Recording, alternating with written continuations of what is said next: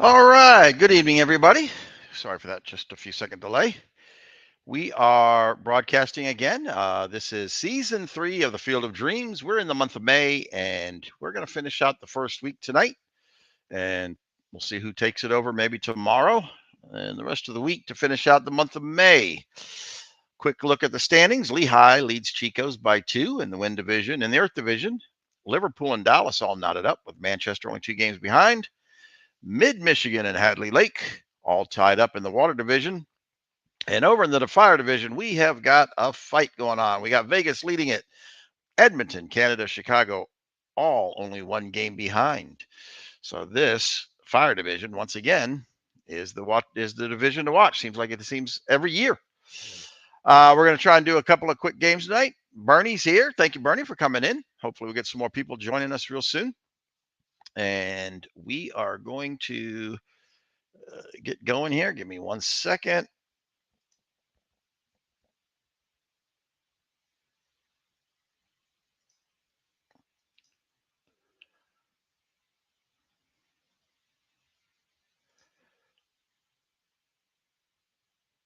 Oops.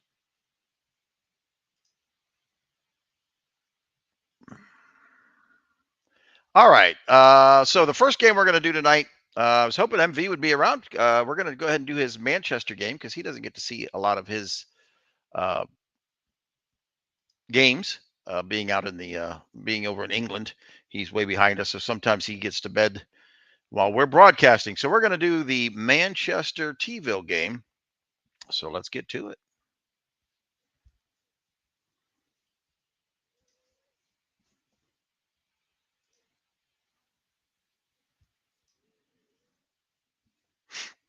And I'm not sure what just happened there. Oh, it put it over here for some reason on this screen. Give me a second. Why did it do that?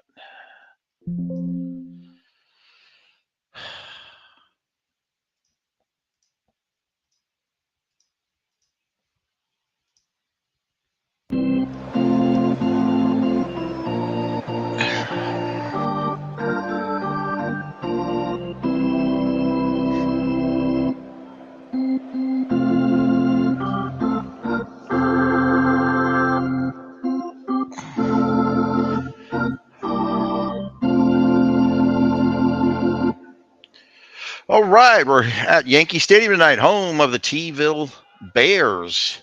Changed their name from the Blue Bolts. Or are they still the Blue Bolts? I thought they changed their names to the Bears. I could be wrong. Anyways, Jacob deGrom will take the mound for Manchester. He's got 5 starts already on the year. He's 2-2 with an ERA of 3.20. This is his first appearance against T-ville. He's going to be faced off against by Carl Mays for T-ville. He's got 5 starts. He's 1-1 with an ERA of 7.18. It's his second start against Manchester. 69 degrees, wind speed of 4 miles per hour, out to right center field. Play ball. Play ball. All right, quick look at our lineup for the Manchester Red Bolts. We've got Stan Musial leading us off. Dolph Camilli batting second. Batting third, Ed Roush. Batting fourth, Duke Snyder. In the 5th spot, Kyle Seager. Jake Early batting 6th. Elvis Andrus batting 7th.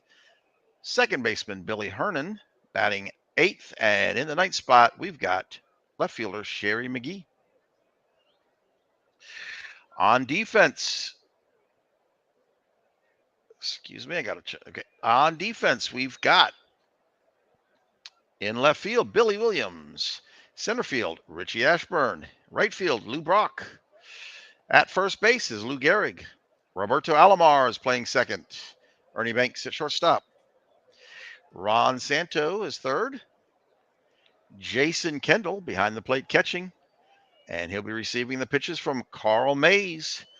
5 games started, played in 6 games this season. He's got a 26 1/3 innings pitched, giving up 6 home runs, 32 hits, 21 earned runs, 5 walks, 17 strikes.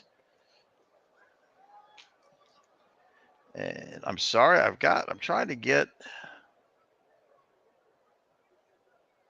There we go. All right, here we go. So Mays takes the mound. He's going to face off first against Stan Musial.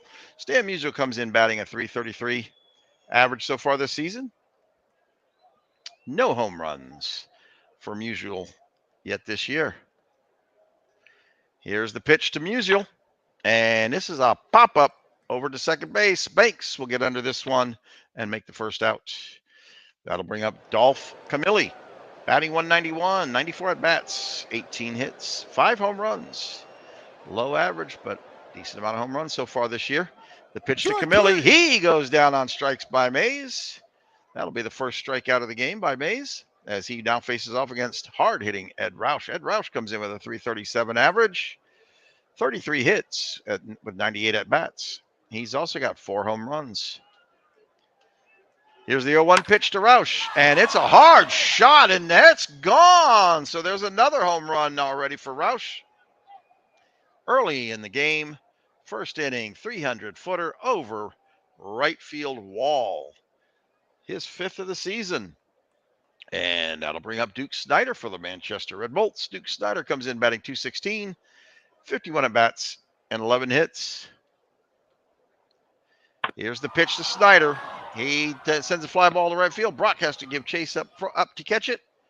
And he does make the grab for the final out. That'll bring us to the bottom of 1, where the T-ville Bears will be up to bat. Their lineup looks like this. Batting first and leading off is Roberto Alomar. Richie Ashburn batting second. Batting third, the Babe himself, Babe Ruth. Ernie Banks, shortstop at 4th spot. Lou Gehrig batting 5th. Ron Santo batting 6th. Billy Williams batting 7th. In the 8th spot, Jason Kendall. And in the 9th spot, Lou Brock. On defense for the Manchester Red Bolts, we've got Sherry McGee in left field. Ed Roush, we just saw hit that big home run. He's in center field. Duke Snider in right field. At first is Dolph Camilli. Billy Herman is playing second base tonight. Elvis Andrus at third. We've got Kyle Seager playing third base. Behind the plate, catching the balls will be Jake Early. And on the mound, Jacob deGrom, 5 games, 5 starts. He's pitched 25 and a third innings. Allowed 19 hits, 9 earned runs. Given up 1 home run, 6 walks, 18 strikeouts. He'll face off first against Roberto Alomar. Alomar comes in batting at 273, 21 hits with 77 at-bats. Here's the pitch to Alomar. And this is going to be over Andrus' head, gets down into left field, left center field, and that's a single, a leadoff single for Alomar. That'll bring up Richie Ashburn to the plate, who's batting 156 average this season. He's got 64 bats, but only 10 hits. No home runs.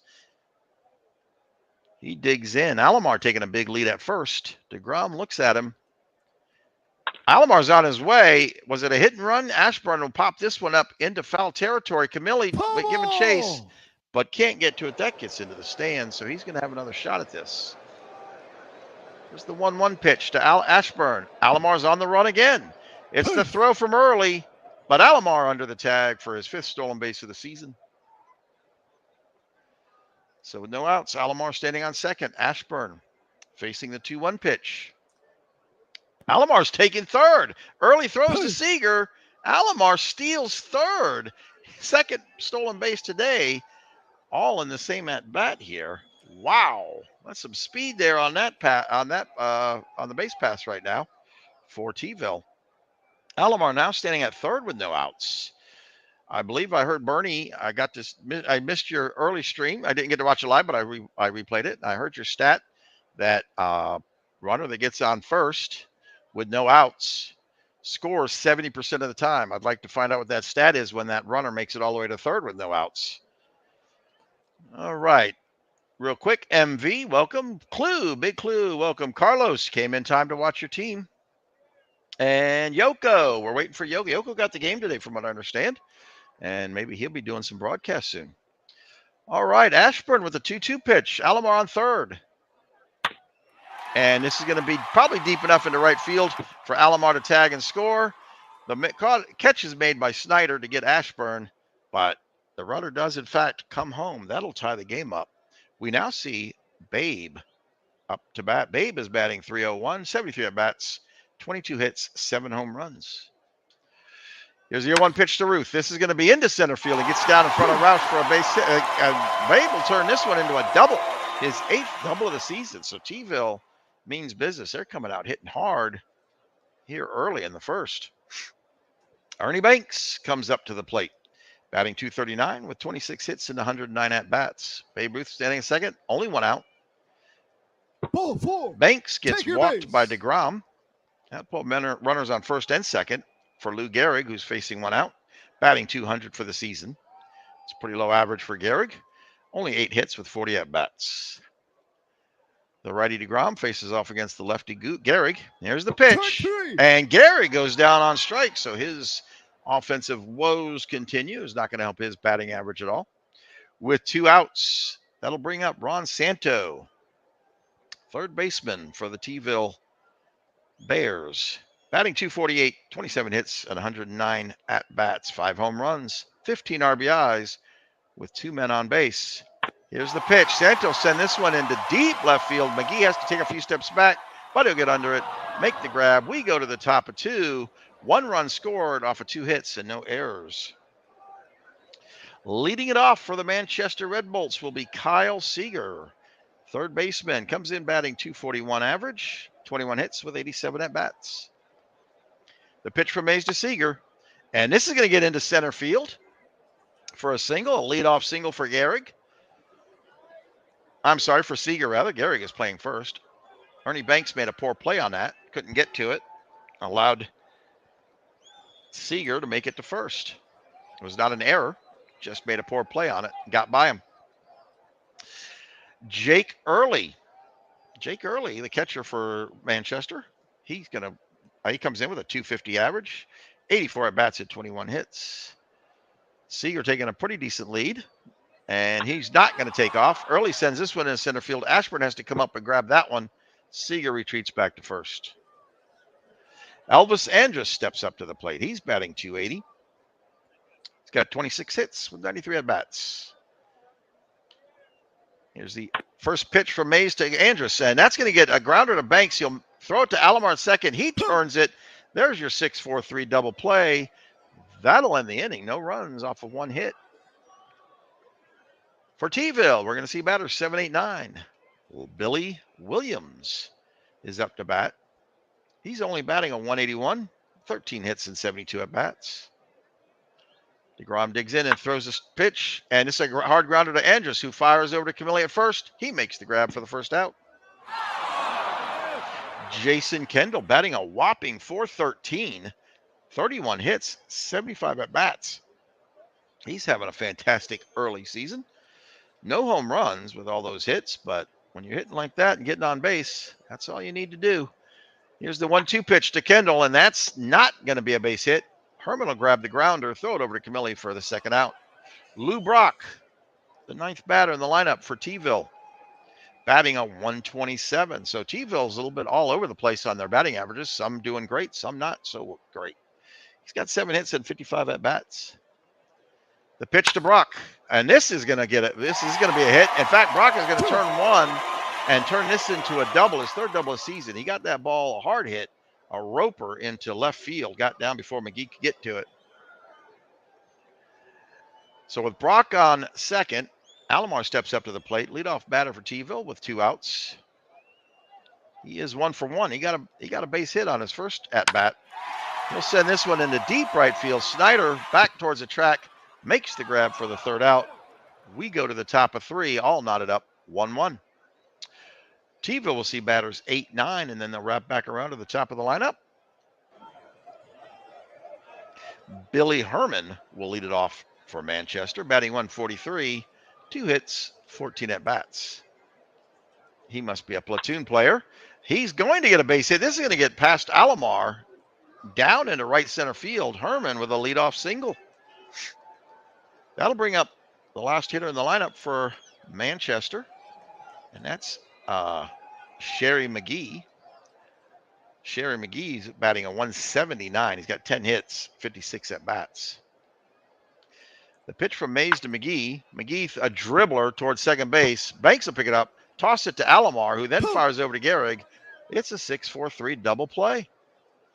Ernie Banks had to dive at that ball, made the stop, tossed it to Alomar to help turn that double play. So Manchester now with 2 outs, brings up the top of the batting order. Stan the Man Musial. The 0-2 pitch to Musial. He'll send this one into deep right field. Brock giving chase, but that's over his head. A home run for Stan Musial. And that is a 328-footer over right field wall. That's a second home run of the game by Manchester into right field over the right field wall. Manchester with 2 runs, both of them came off of solo shot home runs. If Manchester gets some runners on base and then hit those home runs, I'm sure MV would love that. Dolph Camilli back up to the plate rather. 0 for 1. Here's the 1-0 pitch. This is going to be in the right field, but Brock is going to get to this one for the 3rd out. We go to the bottom of 3. Manchester takes a 1-run lead over T-Ville Bears. For the T-Ville Bears, Richie Ashburn will lead it off. He got walked. I'm sorry, he hit a sac fly his last at bat to drive in Alomar and gave T-Ville their one and only run so far. The 2-0 pitch. This is going to be into center field. Roush gives chase to the right. He gets into that one. That'll be the 1st out. Babe Ruth back up to bat. He's 1 for 1. Here's the full count to Babe Ruth, and he goes down on strikes. Big strikeout against Babe Ruth there for DeGrom. That'll be his 2nd strikeout of the game. Ernie Banks back up to the plate. He was the one that was walked in the 1st inning by DeGrom. Here's the 2-0 pitch to Banks. This is going to get into left field down in front of McGee. That's a base hit. A single for Banks. That brings up Lou Gehrig facing 2 outs. He's 0 for 1. Banks no throat to steal. Gehrig will send this one into center field, but Roush has no problem getting to this one for the 3rd out. We go to the top of 4. Here in the top of 4 for Manchester, we're going to see Roush, Snyder, and Seager. Roush is 1 for 1. He did hit that solo shot home run in the 1st inning over right field wall. It's his 2nd at bat. Oh, a grounder. Mays comes off the mound to get to that one. Gets to it in time, tosses over to Gehrig, and that'll be the 1st out. That was a great play by Mays, even though he didn't get credit for a great play. Duke Snyder, 0 for 1. Here's the 1-2 pitch to Snyder. It's a hard grounder to Santo. He'll fire all the way across the diamond to Gehrig. He makes the grab. That'll be 2 outs. But we have an injury. Duke Snyder injured himself on that hit. Well, it looks like he may have pulled a hamstring or something, or a back muscle when he was swinging that hard. So we'll have to see who comes in for Duke Snyder for Manchester as Seager steps up to the plate. He is 1 for 1 tonight as well. The pitch to Seager. Hard grounder to Gehrig. He'll pick it up. That'll be a 3 unassisted as Gehrig will take that one to the bag all by himself. We go to the bottom of 4. Both teams have 4 hits, but Manchester leads it by 2-1 over the T-Ville Bears. For the T-Ville Bears, Ron Santo is up to plate. He is 0 for 1 in the game. We're still waiting for a replacement to take the right field, and that is going to be Enos Slaughter. The pitch to Santo, a grounder to Seager. He fires over to Camilli at 1 in plenty of time for the 1st out. Billy Williams back up, his 2nd plate appearance. He is 0 for 1 so far in the game. The pitch to Williams. High pop-up into shallow center field. Roush will come up and grab that one. Roush getting some activity out there in center field, making some plays. We have 2 outs now for the T-Ville Bears as Jason Kendall steps back up to the plate. Still has over a 400 batting average, even with that no hit in his 1st plate appearance in this game. This time he's going to get walked. DeGrom trying to get cute with Kendall, trying maybe to keep him, knowing he was on a hot streak, and lost him. That brings up Lou Brock. Lou Brock is really struggling at the plate. Kendall with a big lead, but Brock is 1 for 1. And DeGrom throws over to 1, but Kendall back in plenty of time. He holds a little closer to first base. The pitch to Brock, and he goes down on strikes for the 3rd out. We go to the top of 5. No score here in the bottom of 4. David's in, Steve's in. Welcome to both of you Hope you guys enjoy the stream. All right, for the Manchester Red Bolts, we've got Jake Early leading it off. He's 0 for 1 so far in the game. Here's the pitch to Early. Ball four. And Early is going to get walked. So a leadoff walk by Mays for Elvis Andrus, who's 0 for 1. Early, not much of a threat to steal. Mays delivers to Andrus. It's a dribbler. Grounder to Banks. He once again a 6-4-3. He throws it to Alomar over to Gehrig. Another double play. We are seeing a lot of double plays in this game. That's 2 outs now for Manchester as Billy Herman comes up. He is 1 for 1 in this game. The first pitch, and this is going to be a grounder. Mays has to come off the mound to cover the bag. Gehrig tosses it over to him to get the third out. We go to the bottom of 5. That was a very quick inning for the Manchester Red Bolts. Roberto Alomar, the leadoff batter for T-ville. He is 1 for 2 so far in this game. The 1-2 pitch to Alomar. It's a hard grounder to Herman. He throws it over to Camilli. That'll be the first out. Richie Ashburn. He's 0 for 1 tonight. Here's the pitch. Ashburn will send this one over Herman's head into right field. That'll get down for a single with 1 out now. T-ville has a runner on first. That brings Babe Ruth back up. Here's the 0-1 pitch to Babe Ruth. And this is going to be a liner to Slaughter in right field. He'll make that grab and then try to fire to 1 for the double play. But Ashburn, on his toes, gets back in plenty of time. Double play is not there. Ernie Banks up to the plate. He'll dig in. Ernie Banks having a perfect night so far tonight, 1 for 1. Here's the pitch to Banks and a grounder to Seager. Seager will fire to first, and the grab is made for the third out. We go to the top of 6. Leading us off for the Manchester Red Bolts, the 9th batter in the lineup, Sherry McGee. Here's the pitch to McGee. And this is going to be a liner to Santo at third. Santo will glove that one for the first out. Back to the top of the lineup, Stan the Man Musial. He did hit that solo shot in his last appearance. And here's the pitch to Stan. And this is another liner, but this one's over to the right to Gehrig for the second out. And that brings up Dolph Camilli. Here's the pitch to Camilli, and Camilli's going to get walked. So Mays issued his second walk of the night to Camilli, second walk of the night of the game, but that one was to Camilli. Roush up to bat. Roush with a solo shot in the first. Camilli's off and running. Roush hits this one into center field, but Ashburn to his right gets under that one. That'll be the third out. There was no hits and no runs across. We had 1 walk. We go to the bottom of 6. DeGrom will remain on the mound. He'll face off against Lou Gehrig, who will lead it off this half of the inning for T-ville. Gehrig hitless so far tonight, and he's going to go down on strikes and remain hitless. Santo also hitless so far tonight. 3-1 pitch. And he's going to draw the walk from DeGrom. DeGrom issued his third walk of the night. That'll bring up Billy Williams, 7th batter in the lineup for T-ville. Santo not taking any big lead, but he is off and running, but it's a foul tip. Boy, I didn't see it. It didn't look like Santo was going to steal or anything, but man, was he off quick on that pitch. All right. So Williams still at the bat, still at the plate at bat, facing the 2-2 count. Santo with a nice, decent lead over on 1. DeGrom delivers to Williams, and he goes down on strikes. That is the 5th strikeout of the game for DeGrom. Getting himself out of a little bit of a jam here. With now 2 outs comes Jason Kendall. And Jason Kendall, of course, having a great average this season.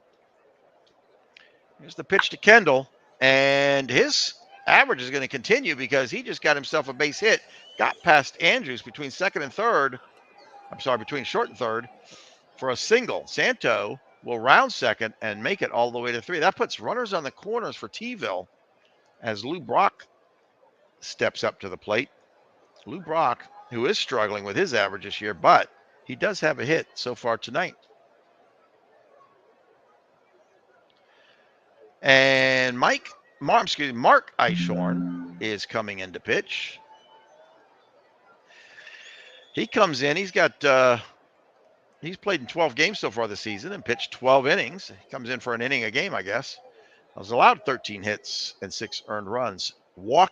He's walked 9, only struck out 5, and he has a ERA of 4.50 so far this season. He's coming in with those runners on the corners, facing off against Lou Brock. The pitch to Brock, it's going to be into right field. That's going to get past Herman at second. Santo will score. Kendall now runs second and goes all the way to third. So runners still at first and third after that hit for Roberto Alomar. Alomar, who has 1 hit out of 3 at-bats so far in the game. Here's the pitch. And this is going to be a grounder to Herman at second. He'll toss it over to first. That'll be the third out. But 1 run scores off of 2 hits. That'll knock the game back up. 2-2, Manchester and T-ville. Manchester sees Slaughter, Seager, and Early all up to bat in this half inning. Slaughter came in for the injured Duke Snyder in right field. So it's his first plate appearance of this game. And this is going to be a grounder back towards the mound. Mays will come off the mound. He'll field that and get it over to Gehrig at first for the first out. Kyle Seager is now up to the plate. The 1-1 pitch. Seager to Alomar. Alomar over to Gehrig. That'll be the second out. Jake Early. He's been walked and he flew out so far in the game. This time he's going to get walked again. That's his second walk of the night for Early. Elvis Andrus. He comes up to the plate with the runner on first. Early, absolutely no threat to steal. Mays not even paying attention to him. He's going to deliver the 2-0 pitch. Once again, this goes towards the mound. Mays comes off, throws it over to first for the third out.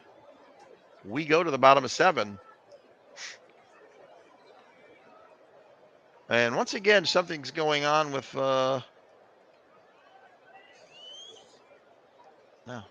something going on with my music there. I'm going to have to look into that and see why that's not working for the 7th inning stretch. And that reminds me, got a little bit of an announcement to make.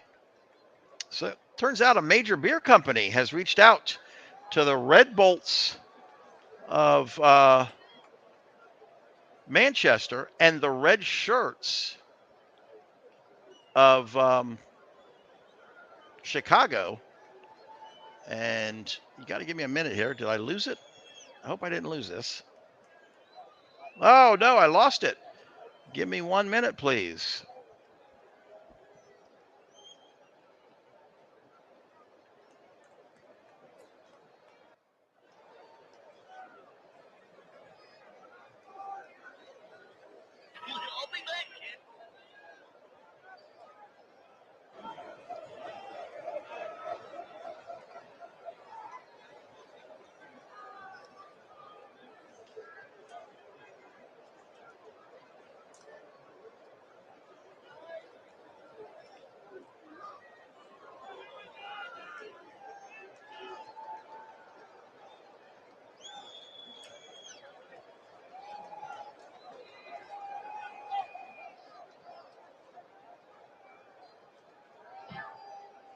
Premium beer.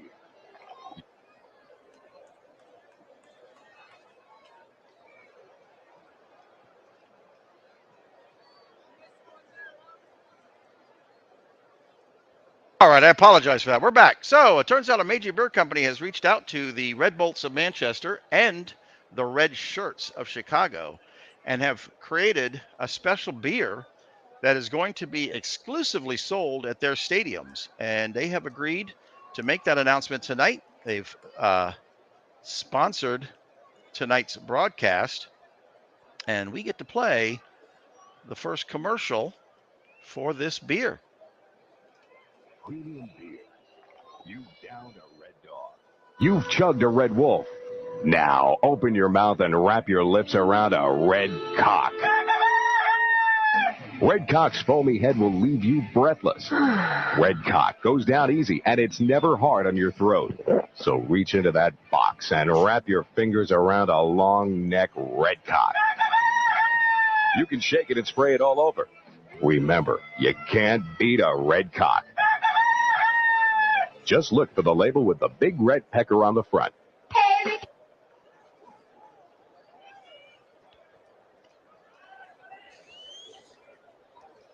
All right. Well, congratulations to David and MV for that exclusive beer. And if you guys find yourself in Manchester or Chicago, make sure you grab yourself a Redcock. We go to the bottom of 7. The game is still knotted up at 2. At bat for T-ville, Richie Ashburn. He's 1 for 2 tonight. And the pitch. Ashburn, a grounder to Andrus at short. He fires over to first in time for the first out. Babe Ruth back up. His 4th appearance so far in this game. He is 1 for 3. The pitch to Ruth. Big fly ball in deep into right field. This is going to over everybody's head. A home run for Babe Ruth into right center field. That was a shot.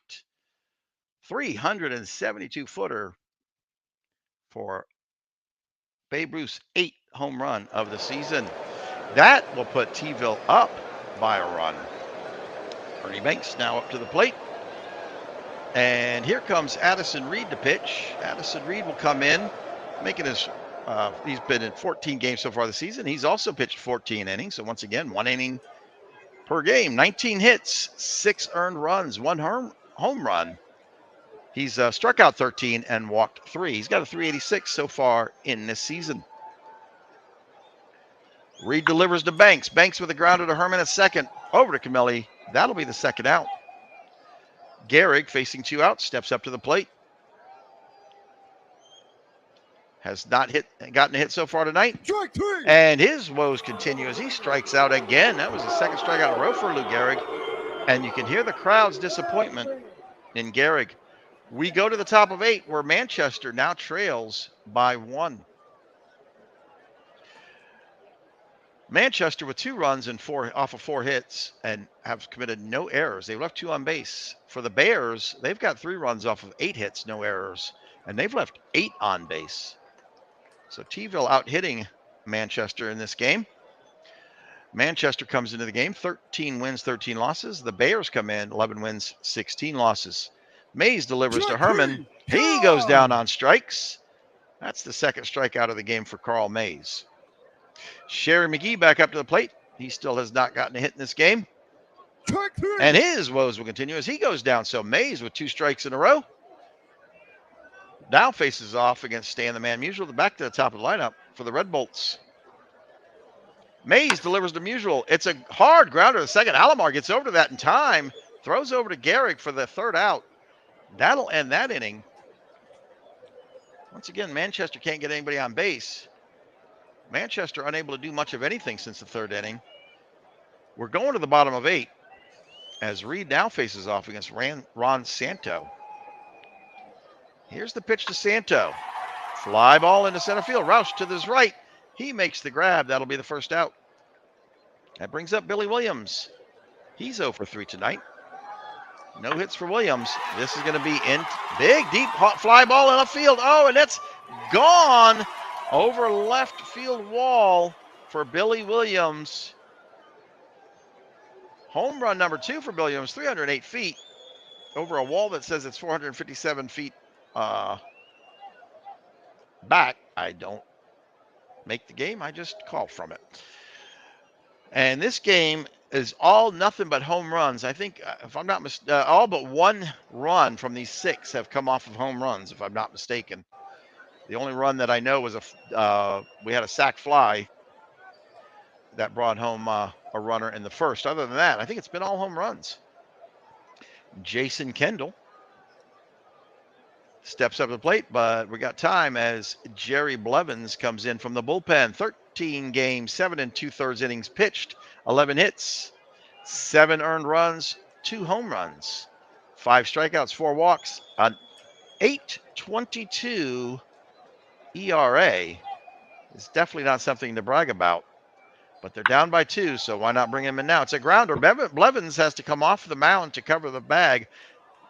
Camilli pick it up, toss it over to him for the second out. Lou Brock steps up to the plate. Lou Brock is 2 for 3. He's having a pretty good night tonight, but his average is way down at 155 for the season. Blevins delivers to Brock. Brock, this is grounded up center field, but Herman gets to it before it gets past second base. He makes the throw over to 1 for the third out. We go to the top of 9. Manchester facing their last chance here, down by 2. They have to get something going now, or it's all over. Mays to Camilli. Camilli with a deep shot into right field. Brock give chase, but that's going to go foul into right field territory, into the stands. So now the 0-2 pitch for Camilli. And he goes down on strikes. Mays coming through strong here at the end of this game. 4 strikeouts, 3 of those in the last 2 innings. Ed Roush, who also has a home run so far in this game, takes the pitch, and he's going to take another one deep into right field. That is the second home run in the game for Ed Roush. Ed Roush having a monster night with 2 home runs, 300-footer, 6th home run of the season, but his 2nd of the game. Boy, is he doing everything he can to keep this game going and keep Manchester alive. All right, well, that brings up Enos Slaughter. He's 0 for 1. He came in for Duke Snyder. Slaughter is only batting a 178 this season with 8 hits and 45 at-bats. The pitch to Slaughter, and he goes down on strike. So Mays is just absolutely coming unglued here in the last 2 innings of this game. 4 strikeouts in the last 2 innings. And he's going to face off now against Kyle Seager. And here's the 3-1 pitch to Seager. It's a grounder to Gary. He'll pick it up, cover the bag himself unassisted. And that ends the game as the Bears defeat Manchester 4-3. Quick look at the box score. And this is interesting. I don't know why it looks like that. All right, let's spread this out a little bit. There we go.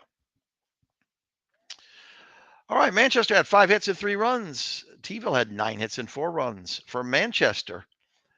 Well, Musial hit a home run, and Roush hit 2 home runs.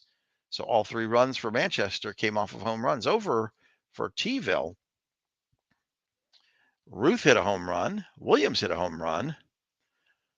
And Ruth was also 2 for 4. Brock went 2 for 4. So, excuse me, 5 home runs out of the 7 runs scored in this game all came off of home runs. Mays went the distance, had a great game pitched. Let's see who the winner is, the MVP is, and it goes to Babe Ruth. I almost would give that one to Roush. You don't see 2 home runs in the same game very often, but they gave it to Babe Ruth. All right, let's go back and pick another game to play.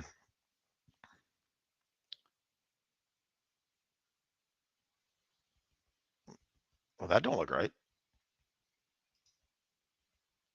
How are we on that? Did I skip a day? Did I? Whoa, what the hell? I'm not sure what happened there. When I opened up the thing, it went straight to Saturday. Now we're back to Friday. So we're going to have to sim through these games. That is really strange. Steve, if you can explain that one. Usually it does not let you play a game from a day that hasn't been played. I've never seen anything like that before. I opened it up and went straight to Saturday. Now when I come back from the game, it goes back to Friday for a bunch of games that haven't even been played. So Lancaster beat Chicago 3-1. Florence over Canada 5. Florence shut out Canada yesterday, 1-0, and then beat them again. So 2 in a row for Florence over Canada. That's incredible. Liverpool beats Lehigh 4-2. Fort Lee takes down T-ville 8-4. This is what I don't understand. It allowed that game to be played even though T-ville had a game the day before. That makes absolutely no sense. If somebody could figure that one out for me, that is the strangest thing I've ever seen. Edmonton takes down Amazing 8-2. And Mid-Michigan at St. Pete. Mid-Michigan takes that one 7-1. Now we're going to go back to this day. Why did it let that game be played? That is odd. If Steve is still around, Steve, I don't know if you want to talk to Dave about that, or if there's a setting in the game or something that should not be allowed. That shouldn't be able to do that. I've never seen that. Normally, when you click on play, it tells you there's games from the day before. So that is extremely odd. All right. Chicago at Edmonton. And Chicago takes Edmonton down 8-3. Chico's at Liverpool. Chico's beats Liverpool 4-3. Kane gets the win. I'm sorry. Let's go back over here, by the way. Hands gets the win. Second win of the season. Blankenship gets the loss. He's 0-3 this year. Heath, 3-4 with a home run and 3 RBIs. Kane gets his third win of the season. Marichal gets his fourth loss. Goose Gosselin goes 2-4 with a home run. His ninth of the season and 2 RBIs. Michigan at Brooklyn. Michigan takes Brooklyn 5-3. We just saw a T-Ville game over beat Manchester. Vegas at St. Pete. Vegas absolutely crushes St. Pete in a shutout, 10-0. Apier,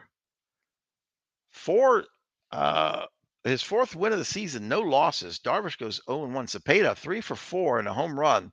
We're going to take a quick look at this box score. Were there any walks? Let's see what Apier did. He did give up 3 walks, but he struck out 6 and shut down 10-0. Great job, Bernie. Congratulations, Bernie. D-Gens at Long Island. D-Gens takes down Long Island 7-5. Wood gets his second win. Law gets his second loss. Pinson is 2-3 with a triple. Amazing at Florence. Well, Florence just came off of a hot streak against Canada, but they lose this one 6-4 to Amazing. Humphreys gets his first win of the season, and Brantley. Excuse me while I got to mute this.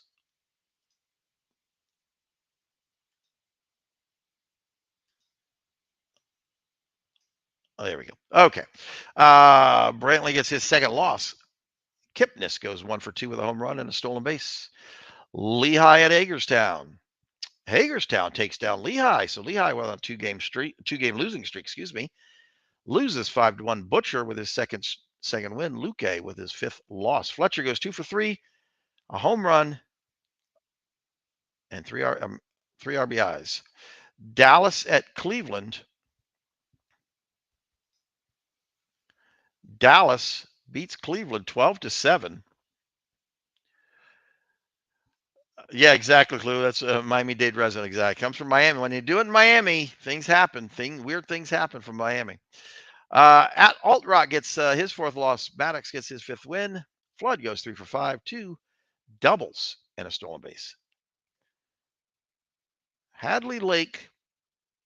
You know what? I don't think I've done a Hadley Lake game, so let's go ahead. Well, no, we're not going to play that one because Marshfield is struggling. So let's auto that one. Wow, I should have done that one. Marshfield absolutely crushes Hadley Lake 8-5. Give me a second. And very good, MV. Excuse me, guys. All right. Hadley Lake loses 8-5 to Marshfield. Schumacher gets his second win. White gets his 5th loss. He's only 1-5 for the season. And Walker goes 2-for-4 with a home run. I thought I muted this. Let me try this again. There we go. Walker 2-for-4 with a home run and a double. We're going to do the Canada Lancaster game. I have not done a Canada game. I believe I saw Sean was in. Is World's Worst Gamer here?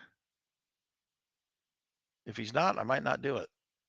Well, maybe he's not. All right, so we're going to skip. We're going to try and do somebody who's here. So we'll skip that one. Aaron Reed's in the house. Welcome, Aaron. Hopefully you'll do Aaron might do some broadcasting tomorrow. Hopefully. Canada, big win over Lancaster 11-4. Newhouser 4-3 for the season. Sabathia goes 0-2. Chapman 2-for-5 with a home run and a double. And that brings up the last game of this day, Fort Lee at San Fran. Fort Lee drops a game to San Fran 2-0. Shout out for San Fran. Taylor goes 3-4. Sale goes 3 for 3. It says save, but it doesn't give us a name. All right, we're going to play we're going to try and play 2 full games on this day, and then sim the rest out, and then pass this off to the next broadcaster. But let's get a game with some people that we have here, and let's find a good game. You know what? I don't normally do my own games, but I'm here and Clue's here, and I would not mind seeing. I haven't seen my team play in quite a while, so forgive me, guys, but we're going to watch this game.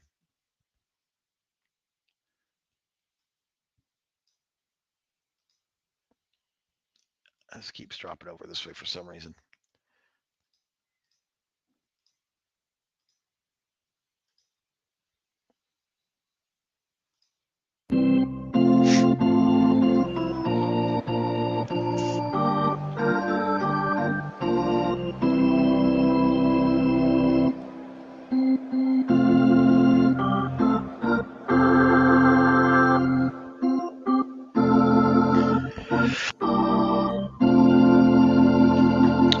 Real quick, I see Bernie says you can play a game out of order. I did not know that. I guess when you try an auto, it won't let you do it. Is that how it works? That is really, really odd, because how does the game let you do that and then go back? Very, very strange. All right, we're at PNC Park. It's the home field for Liverpool Baseball Club. David Cone is going to start for Chico's. It's his first start of the year. He's made one other start of the year. He's 0-1 with an ERA. Oh, a beautiful ERA of 10.38 for David Cone. That's fantastic. It's his first start against Liverpool. Clayton Kershaw will be on the mound for Liverpool. He's got 3 starts. He's 0-1 with an ERA of 4.15. Ha! Cone's got over twice the ERA your guy has. It's his second start against Chico's, but he's 0-1 against Chico's with a 6.35 ERA. It's 71 degrees. The wind speed is 4 miles per hour out to right field. Play ball. That's what I say. Play ball. For the Chicos, the lineup looks like this. Leading off, Frank Chance. Batting second, Ichiro Suzuki. Batting third, Vladimir Guerrero. Let's try that again. In the cleanup spot, designated hitter, Joe Harris. Muddy Ruel batting fifth. Heine Groh batting sixth. Goose Goslin batting seventh. Well, we've just got 3 good named players right there in a row. Roger Peckinpah batting eighth, and in the 9th spot, second baseman Bucky Harris will close out the lineup. On defense for Liverpool, shoeless Joe Jackson in left field. Mike Trout in center field, and Dave Winfield in right field. Joey Votto will be playing first base. Joe Morgan, the amazing Joe Morgan at second base. Francisco Lindor at short. Whitey Kurowski at third. Behind the plate, catching tonight's game will be Harry Danning. And on the mound is Clayton Kershaw. He's going to face off first against Frank Chance, who comes in batting .291, 32 hits in 110 at-bats. Here's the pitch to Chance. And Chance with a walk. And Chance with a real threat to steal here as Ichiro Suzuki steps up to the plate. Ichiro's only batting a 194, 7 hits, 36 at-bats. Lefty versus lefty as Kershaw faces off against Suzuki. The 1-1 pitch, and there goes Chance. It's a grounder to Kurowski. He fires over to 1 in time to get Suzuki, but Chance will make it to second safely. Vladimir Guerrero batting .382 this season. 13 hits and 34 at-bats with 2 home runs and 8 RBIs. With Chance at second. Chance taking a pretty good sized lead off a second. Will he take 3? No, he won't. But Guerrero is going to get walked. That's the second walk in this inning for Kershaw. Joe Harris, the designated hitter, batting cleanup. He batting .368 this season. He has 76 at-bats with 28 hits, 7 home runs, and 14 RBIs. So he's having a good season. What can he do here with runners on first and second? The 1-0 pitch, and this is going to be into deep center field. Trout gives chase back, has to catch it at the track. Chance, not deep enough for Chance to tag and make it to third. So 2 outs now. as Chance remains at second. Muddy Ruel batting .344 this season, 11 hits and 32 at bats. Boy, with these batting averages, you think Chico's winning record would be better. Here's the 3-1 pitch to Ruel, and he gets walked. So Kershaw, 3 walks in 1 inning. We'll see if the manager has a short leash on him. Heine Groh steps up. Well, Heine Groh is struggling with a 125, only 3 hits and 24 at bats. The pitch from Kershaw to Groh, and it's a dribbler to Morgan at second. Morgan has no problem getting to that one and firing over to Votto for the 3rd out. So a big threat there by Chico's amounts to nothing as we go to the bottom of 1. Bases were loaded, and there was no hits in that inning. All of those base runners came from walks. Let's take a look at the batting order for Liverpool. Al Wingo will lead it off, followed by Shoeless Joe. Joey Votto will be batting 3rd. Joe Morgan batting 4th in the cleanup spot. Mike Trout batting 5th. Batting 6th, Whitey Kurowski. Batting 7th, Francisco Lindor. Dave Winfield batting 8th. And rounding out the lineup, Harry Danning, the catcher, batting 9th. Goose Goslin will be in left field for Chico's. Ichiro Suzuki in center field. Vladimir Guerrero in right field. Frank Chance on first. Bucky Harris will be playing second. Roger Peckinpah will be shortstop tonight. Heine Groh will be on third. And behind the plate catching will be Muddy Ruel. For David Cone, who I don't even want to discuss his stats, will face off against Al Wingo. Al Wingo's only as a leadoff batter, batting 176, 3 hits and 17 at bats. May not have that leadoff spot for very long with those kind of stats. And he goes down on strike, so Wingo may not be the leadoff man Liverpool wants to continue with. But that brings up Shoeless Joe Jackson, and we all know how good Shoeless Joe Jackson is, batting an incredible .398 this season, 37 hits, 93 at-bats, 5 home runs. The 2-2 pitch to Jackson. Big fly ball, but this is high into right field. Guerrero get onto that one. That'll be the 2nd out. As Joey Votto steps up to the plate, he's batting .313. He's got 112 at-bats and 35 hits, 9 home runs for Votto. So Joey Votto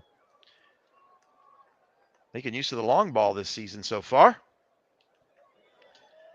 The 1-2 pitch to Votto, and Cone strikes out another. 2 strikeouts for Cone. Well, that'll help his ERA just a little bit. We go to the top of 2. Chico's will see Goslin, Peckinpah, and Harris all up at the plate. Goslin comes in batting .273. He's got 33 hits and 121 at-bats and 9 home runs. He's also a good long ball hitter. The pitch to Goslin, but it's a grounder to Lindor at short. He fires over to Votto. That'll be the 1st out.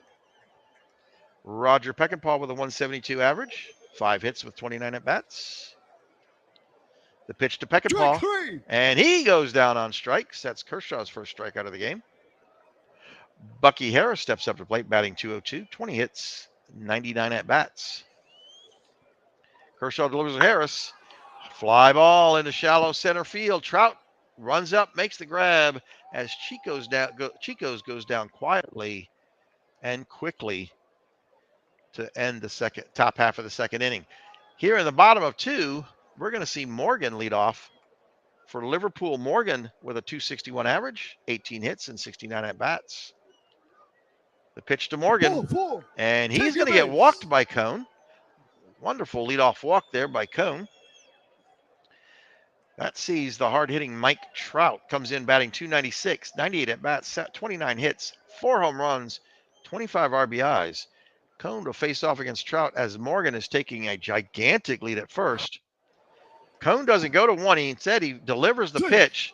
The throw to second, but Morgan in safely for a stolen base. It did not tell us how many stolen base, 10 stolen bases so far this season for Joe Morgan. Trout with a 1-0 pitch. Strike 3. And he goes down on strike. So Cone comes through. That's his 3rd strikeout of the game. He's having a pretty decent night. He'll face off now against Whitey Kurowski, who's batting .229. He has 24 hits and 105 at-bats. Here's the pitch to Kurowski. A dribbler to Grow at third. Fires over to Chance. It's a close one. Not in time. Kurowski crosses the plate, the base, before Grow can get the throw there to get there safely. So with only one out, runners on first and second for Francisco Lindor. Comes in batting 206, 22 hits, and 107 at bats. Cone delivers to Lindor. Grounder to Harris at second. He throws to Peckinpah. Peckinpah over to Chance. It's a 4-6-3 double play. We go to the top of three, still knotted up. 0-0. Only one hit in the game, and that's for Liverpool. Frank Chance to lead it off. Pitch to Chance, and a hard shot to Kurowski at three. He fires over to one. Votto will make the grab. That'll be the first out as Suzuki comes up. The 1-0 pitch to Suzuki. A dribbler back to the mound. Kershaw picked this one up. Throws it over to Votto for the second out. Vladimir Guerrero steps up to the plate. Kershaw gets a sign from Danning. Winds up and delivers. Guerrero gets this one to Morgan. Morgan with an error. Wow, Morgan. That's only his second error of the season. He does not make a lot of errors. So Guerrero reaches first on that error as Joe Harris comes up to try and knock Guerrero around. Let's see if these batting averages for Chico start to come alive. It doesn't. It's a liner to Lindor at short for the third out. We go to the bottom of three. No runs and no hits for Chico's. No errors committed by Liverpool. Dave Winfield leads it off for Liverpool. He's batting a 190. He's got 4 hits and 21 at-bats. Cone winds and delivers to Winfield. It's a grounder to Harris. Harris with a diving stop and then tosses over to Chance. Makes it in time for the first out. Great play number 7 of the season for Bucky Harris. Harry Danning comes in batting 289. He's the 9th batter for Liverpool. He's got 13 hits and 45 at-bats. The 1-2 pitch to Danning. He goes down on strikes. Cone with his 4th strikeout of the game. He's doing everything he can so far in this game to keep Chico's in this. Will it pay off? We go to the top of the lineup for Lingo with 2 out. Liverpool with Wingo facing 2 outs. The pitch to Wingo, and he's going to get walked. So Cone issues his second walk of the night as shoeless Joe Jackson. You don't want to walk a player and then have Jackson follow that. That is got danger written all over it. Cone throws over to 1, but Wingo gets back in plenty of time. So Jackson's still waiting for his first pitch. Cone trying to keep Wingo a little closer to the base. Cone delivers to Jackson. Wingo's off and running. The throw from Ruel to Peckinpah, and Wingo is caught stealing for the third out. So shoeless Joe Jackson will lead off the next inning for Liverpool. But we go to the top of 4, where Muddy Ruel leads it off for Chico's. Muddy Ruel was walked his last at bat. The pitch to Ruel, and it's a dribbler towards first. Votto with this. Kershaw comes off the mound to cover the plate. Joey Votto is charged with an error. So Ruel, it was a throwing error. And so Ruel was able to run turn 1 and go all the way to second on that error. Ouch, it went into the dugout. So Ruel with a ground with a double there, a doubled error, an error that led to him to get to second base. Dead ball. Anyways, we're going to Heine Grow now with a runner on 2 and no outs. Pitch from Kershaw to Grow. Oh, hard shot into left field. It's going to get down. Grow turns 1. He'll stretch this out to a double as Ruel rounds 3 and comes home. An RBI double for Heine Grow. No outs now for Goose Goslin. Goose Goslin having a decent year. His average isn't as high as I was hoping, but and he'll go down on strikes. So there goes that decent year as Roger Peckinpah, the 8th batter in the lineup for Chico's, comes up. Grow standing on second. waiting to get moved around. Peckinpah gets struck out. So Kershaw now coming alive and has 3 strikeouts so far in the game. Will face off against Bucky Harris, the last man in the lineup for Chico's. The full count to Harris. Hard grounder to Kurowski. Fires over to Votto in time. That'll be the 3rd out. Chico's gets 1 run off of 1 hit and 1 error to help. Chico's with a 1-run lead over Liverpool. We go to the bottom of 4. Shoeless Joe Jackson, Votto, and Morgan all due up to bat. So Cone's got his work cut out for him here against these next few batters. He'll deliver to Jackson. Grounder to Peckinpah. Peckinpah with a fantastic backhand. Throws over to Chance to get Jackson in time. That's the first great play Peckinpah's made this year. Joey Votto steps up to the plate. He's 0 for 1. The 0-2 pitch to Votto. This is going to be over Harris's head into right center field. Guerrero has to come up and field that one, but that's a single for Votto. Little Joe Morgan will step up to the plate now. Joe Morgan got walked his last at bat. Votto taking a nice lead off of first. Cone delivers. Votto's off and running, but Morgan takes a big hit into center field. Suzuki will grab that one. Votto has to run back to first. And that's 2 outs now for Liverpool as Mike Trout steps up. Mike Trout with 4 home runs in this season.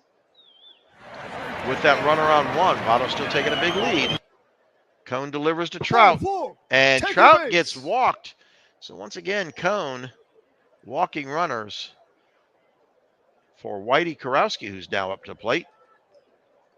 Whitey Kurowski is 1 for 1. He singled. He had an infield single his last at bat. The first pitch to Kurowski from Cone. Peckinpah will field it and throws to Harris at second to get Trout out for the 3rd out. We go to the top of 5. One hit for Liverpool in that inning. No runs. Chance, the leadoff man for Chico's, will start it off. The pitch to Chance. Hard grounder to Votto. He'll pick it up. He'll cover the bag all by himself. That's a 3 unassisted. Ichiro Suzuki comes up. The pitch to Suzuki. And a grounder back to the mound. Kershaw comes off the mound to field it. Over to Votto. That'll be the 2nd out. That brings up Vladimir Guerrero. Vladimir Guerrero with a nice average so far this season. Here's the pitch to Guerrero. Big, deep fly ball into right field, but not deep enough. Winfield will get under that one. That's the 3rd out. The top of Chico's lineup, not getting the hits that you would think they were going to get based on their averages. We go to the bottom of 5. Batters 7, 8, and 9 all due up for Liverpool. Francisco Lindor is that 7th batter leading it off. The 1-2 pitch to Lindor. Into center field. Suzuki comes up and makes a fantastic diving run catch on the run to get that 1st out. That brings up Dave Winfield. He's 0 for 1 in the game so far. The 0-2 pitch to Winfield. Pop up to towards shortstop. Peckinpah goes back into his right. He gets under that one. That'll be the 2nd out. As we go to the last batter lineup for Liverpool, Harry Danning. Cone winds and delivers. Danning with another pop-up towards shortstop, but this time Heine Grove's going to come off a 3rd to get this one instead. That'll be the 3rd out. We go to the top of 6. Chico still leads it 1-0. 1 hit for Chico's, 2 hits for Liverpool. Joe Harris will lead it off for Chico's.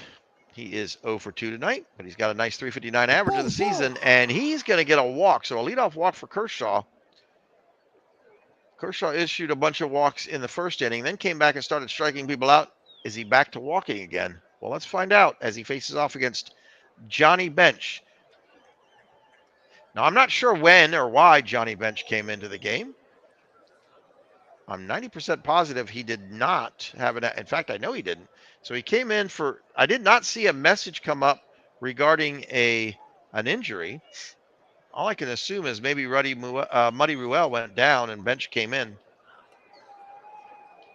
So the pitch to Bench. Oh, a hard shot by Bench. This is going to get to the wall down left field line. Harris should turn second. He does. Is Harris going to turn third and come home? No, but Johnny Bench comes off the bench and hits a double with no outs. Runners on second and third for Chico's. For Heine Groh, he's 1 for 2 tonight. Danning's going to go out and speak to Kershaw, calm him down a little bit. Kershaw delivers to Groh. And Groh gets issued a walk. So once again, Kershaw issuing another walk here in this inning.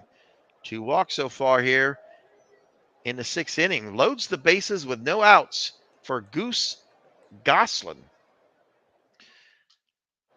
Goose Goslin does not have a hit so far today. He's 0 for 2, but Kershaw delivers to Goslin. And this is going to be a high fly ball into right field. Trout gets to the wall and makes the grab at Harris. That's deep enough for Harris to tag and get home. That's going to be the second run for Chico's. Roger Peckinpah now due up. Peckinpah 0 for 2 tonight. Really struggling this season. Here's the pitch from Kershaw to Peckinpah. A grounder to Votto. Votto to Lindor. Lindor back to Votto. The 3-6-3 double play gets Liverpool out of that inning, but not before they give up the run. 1 run off of 1 hit. But once again, those bases were loaded at one point, with even though there was only 1 hit for Chico's. Chico's taking advantage of all those walks issued by Kershaw. David Cone has seen his share of walks in this game with 3 so far. Faces off against Al Wingo, the leadoff man for Liverpool. The pitch to Wingo. Deep fly ball into center field. Suzuki goes back and makes the grab. That'll be the first out. Joe Jackson. He's 0 for 2 right now in this game. He's not only shoeless, but he's hitless. The pitch from Cone to Jackson. And he's no longer hit. Oh, no, that's a liner to center field. Suzuki with the grab. So a hard shot by Jackson, but Suzuki makes that grab for the second out. And that brings up Joey Votto.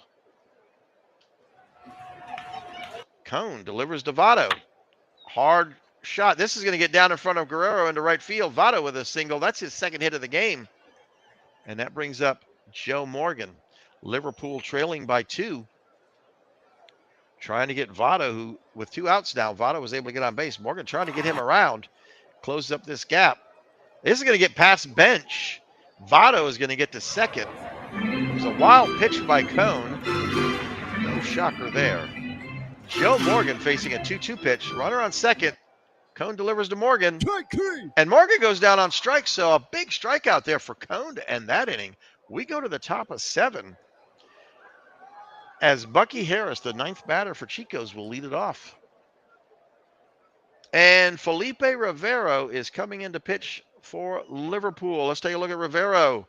Rivero has pitched 11 games this season, 11 1/3 innings pitched. He's allowed 20 hits, 8 earned runs, walked 7, and struck out 2. He's got an ERA of 6.35. A hard grounder to Lindor by Harris. Over to Votto. It's going to be a close play. Boom. In time. What a fantastic play. If Lindor did not make that great play, Harris was safe. But a fantastic play. That was a great, amazing play by Lindor to get that out there.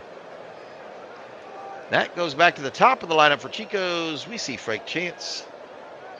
Top 4 batters for Chico's, all hitless. In fact, Chico's only has 2 hits in the game.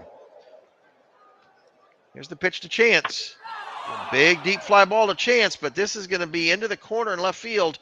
Jackson makes short work of that hit for the second out for Suzuki to face off against Rivero. Here's the pitch to Suzuki.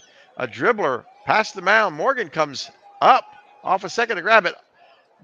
But it's the second error of the day for Joe Morgan. What is going on with Joe Morgan? He must have been out drinking last night.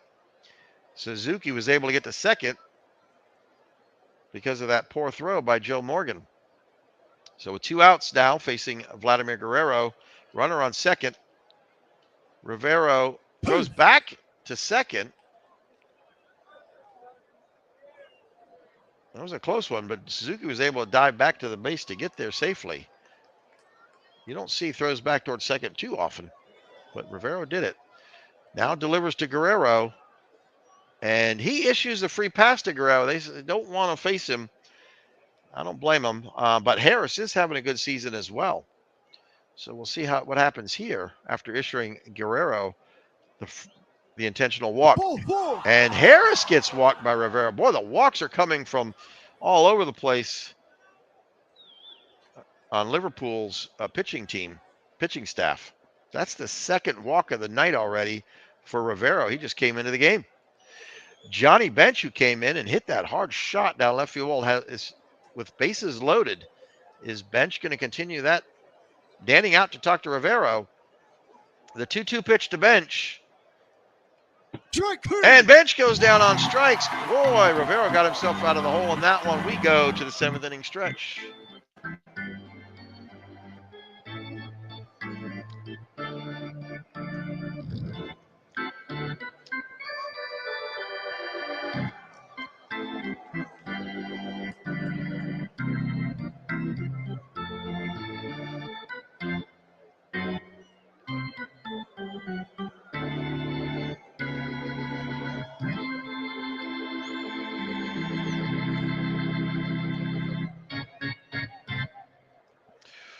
All right, we're in the bottom of the 7th inning. Chico's with 2 hits and 2 runs, 9 players left on base. The Liverpool Baseball Club have 3 hits, no runs, 3 errors committed, 2 of those by Joe Morgan. 4 runners left on base for Liverpool. Trout to lead it off for Liverpool. He is 0 for 1. Cone delivers to Trout, and he goes down on strikes. That's the 6th strikeout of the game for David Cone. David Cone, who came in with a disgusting ERA, is having a good night tonight against Liverpool. Now facing off against Whitey Kurowski, who had an infield single back in the 2nd. And this time Kurowski will take the walk from Cone. So with 1 out for Francisco Lindor. Hitless so far in the game. Runner on first. Cone will deliver to Lindor into shallow center field. Suzuki has to make a run almost to the dirt for Suzuki on that run, but he makes the grab. Kurowski can't go anywhere and stuck at first. Dave Winfield back up to the plate. Not a lot of hitting action going on. If you're a fan of offense, this is not your game. If you're a fan of defense, this is your game. Cone delivers to Winfield. Fly ball into right field. Guerrero gives chase. He gets it into foul territory for the 3rd out. We go to the top of 8. Chico still leads by 2 over Liverpool Baseball Club. Chico's has 17 wins and 13 losses on this season. Liverpool Baseball Club, 16 wins and 12 losses. Both teams fighting for that fighting to remain near the top of their individual divisions. Heine Groh will lead it off for Chico's. He does have a hit in the game. He's 1 for 2. Now Jake Diekman will come in to pitch. Let's take a look at Diekman's stats. Diekman comes in 8 games played, 8 1/3 innings pitched. He's only allowed 1 hit, 4 strikeouts, and 2 walks. An ERA of 0 and an average. Check out that average. 0.040 average for Diekman. Wow. All right. Well, he's going to face off against Heine Groh. And Heine Groh, well, that's a big hit. Heine Groh gets this past Lindor into left field. So Groh with a leadoff single against Diekman. Diekman with those fantastic stats. I was not expecting. I figured Groh was gone on that when I saw those stats. But he makes it to first for Goose Goslin. The 1-2 pitch to Goslin. Goslin goes down on strikes. Goose with a big goose egg tonight. And that brings up Roger Peckinpah. The last 2 batters in Chico's batting order are really no threat for much of anybody. The pitch to Peckinpah. And he gets walked. Boy, when Peckinpah, if Chico's get Peckinpah on base through a walk, that's great news because he sure isn't going to hit his way over there. Bucky Harris, the last batter for Chico's, with runners on first and second and 1 out. Bucky Harris is 0 for 3. This one he takes a grounder to Lindor to Morgan. Morgan cannot turn the double play in time, so Harris reaches on a fielder's choice as Groh gets to third. That brings up Frank Chance. Frank Chance hasn't gotten a hit so far in this game. He's 0 for 3, but he's been doing very well this season. Let's see if he can come to live now. And he does. This is going to get into right field, down in front of Winfield. That brings Groh home. Harris around second and make it all the way to 3. So Chance with an RBI single. Runners on the corners now for Chico's. For Suzuki, who's 0 for 4. Suzuki not having a very good season. The pitch to Suzuki. Hard grounder to Morgan. Morgan feels this one cleanly and makes a good throw this time for the third out. 1 run comes across for Chico's off of 2 hits. There were no errors committed by Liverpool. We go to the bottom of 8. Liverpool now trails by 3. Harry Danning to lead it off for Liverpool. Then we wrap back around to the top of the lineup for Wingo and Jackson. The 1-2 pitch to Danning, to Peckinpah at short. He fires to Chance at first. That'll be the first out. Al Wingo, he's 0 for 2 tonight. Leadoff batter for Liverpool. Cone delivers to Wingo and strikes him out. That's the 7th strikeout for Cone. Cone having a very good night tonight. Drops his ERA all the way down from that 10 down to 3.75 so far in the season. Facing off now against the dangerous Joe Jackson. Joe Jackson is 0 for 3 so far tonight against Cone. This time he's going to get a hit. This is going to get into left field in front of Gosselin. A single for Jackson. Cone showing some wear on the mound with 128 pitches pitched so far in this game. As Joey Votto, who's having a hot night, 2 for 3 tonight. Joey Votto struck out in the first, but then he singled to right center in the 4th and singled to right again in the 6th. But they're pulling Cone to bring in Joe Blanton in relief. Joe Blanton comes in. 12 games, 15 and 2/3 innings pitched.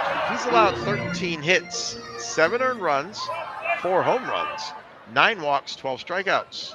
He's got a 4.02 average.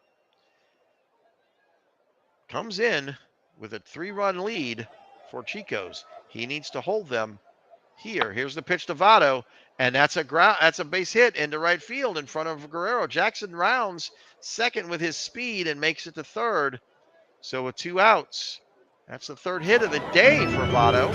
He is having one heck of a game. As Joe Morgan steps up to the plate. Joe Morgan facing 2 outs, runners on the corners. The pitch from Blanton. It's a full count. And this is going to be to Bucky Harris at second. He gets it in time to Chance for the 3rd out. The danger averted. We go to the top of 9, where Chico still leads 3-0 over Liverpool. Vladimir Guerrero steps up to the plate, and he'll face off against Diekman. Diekman showing a little bit of wear and on the mound right now. And he is going to sit down. They're going to bring in Johnny Babbage. Johnny Babbage will step in, making his first appearance of the season. So he's got absolutely no stats to talk about. But based on his picture, he can see in all different directions. If you get runners on the corners, he can see them both at the same time based on that picture. When he was going through his hitting training, his coach would tell him to keep his eye on the ball, and he would say which one. The pitch to Guerrero, it's going to be a liner to Morgan for the first out. Bucky Harris now faces off against Babbage. And Joe Judge is going to come in to pinch hit. Joe Judge, we didn't get to look at his stats, but he's having a heck of a season. This is going to be a high fly ball left field. Jackson with a fantastic play to get to that hard hit. Catches it on the run and had to dive for that one to get that out. We go to Johnny Bench now. Johnny Bench struck out his last at bat, but he does have a hit in the game. Babbage delivers to Bench. Bench with his 2nd hit of the game. This is going to get in past Lindor, over Lindor's head and shortstop into left center field for a single. That brings up Heine Groh. Heine Groh's having a good night. He's 2 for 3. 2 outs for Groh. Bench on first. And we got things going on here. I don't know why we're not pitching here. There we go.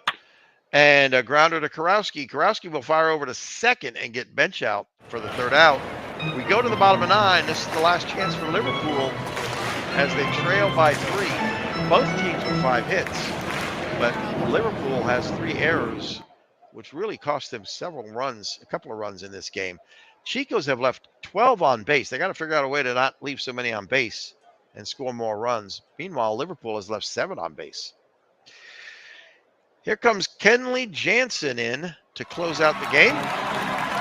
Kenley Jansen with 7 games this season has pitched 6 innings, allowed 2 hits, 1 home run, 2 earned runs. He struck out 3 and walked 1. He's got an ERA of 3 and 3 saves so far on the season, looking for his 4th. Jansen delivers to Trout. Trout with a grounder to Peckinpah. Peckinpah makes a fantastic diving play, gets back up, throws over to Chance at first. An amazing play by Peckinpah for the 1st out. And make it a little tougher now for Liverpool to come back. Whitey Kurowski, batter number 6 in the lineup for Liverpool. He does have a hit in this game. Jansen delivers to Kurowski, and he goes down on strikes. Big strikeout there for Jansen. This is the last out now for last chance here for Liverpool, and that will be Francisco Lindor. He is 0 for 3 in the game in this game. Here's the pitch to Jansen, and Lindor with a walk. Boy, Jansen trying to close out this game and then issues a walk with 2 outs. Now faces off against Dave Winfield. Lindor with a very big lead at first. Jansen. Oh, they're calling timeout to bring in Mel Ott to pinch hit. Unfortunately, the way this works, we're not going to be able to see the stats for Mel Ott. He's going to come in. The pitch is going to go. And Ott goes down on strikes. Chicos wins the game 3-0 over Baseball Club. A shutout. Both teams with 5 hits, but Chicos with the 3 runs, and Liverpool with the 3 errors. I think that had a lot to do with those 3 runs. Let's take a quick look at the hitting. Bench 2 for 3. And Groh went 2 for 4, and that was about the highlights for Chicos. Over in Liverpool, well, Votto went 3 for 4, so he had 3 of the 5 hits for Liverpool. He had a hot game this game. Cone did get a shutout, and look at the pitching there. And the MVP does go to David Cone. So, wow, wasn't expecting that. In fact, I was expecting a major loss there. But Cone comes in, shuts it out, gets the MVP award. Chicos gets another win. And you all are going to have to give me 30 seconds, and we'll finish up this day. I think we're going to play one more game, but give me 30 seconds, please.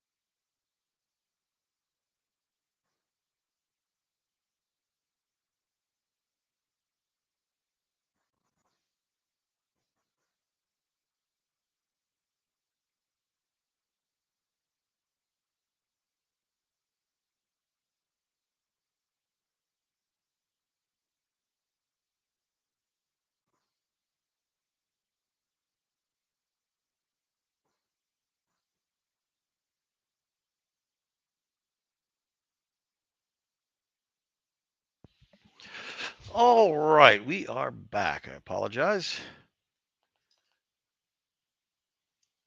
And let's okay, on we go. Let's see. We're going to play a 3rd game today. Maybe, you know what, Bernie's around. Let's see if we can get. We'll sim all the way down and do Vegas at St. Pete. All right, so Amazing at Florence. Florence, Aaron, you get a big win over Florence, 6-4. Wilson gets his second win of the season. Cat gets his third loss. Sanders goes 3 for 4 with a home run. Manchester at T-ville. Manchester, big win over T-ville, 12-6. Higby with his first win of the season. Johnson goes 1-3 for the year. Musial goes 2 for 4 with 2 home runs and 5 RBIs. D-Gens at Long Island. D-Gens crushes Long Island, 11-0 shutout for Cheesebro. Gets his third win. Saberhagen, I'm sure Saberhagen D-Gen's probably happy to see Saberhagen pitching against them after last season. Lajoie goes 3 for 5 with 2 RBIs and 2 doubles. Chicago at Edmonton. Chicago with a big win over Edmonton, 7-3. Tiant gets his fourth win. Bonham gets his second loss. I don't know. It says save, and then it'll give a name. I don't know what that's all about. Lehigh at Hagerstown. Lehigh drops it to Hagerstown.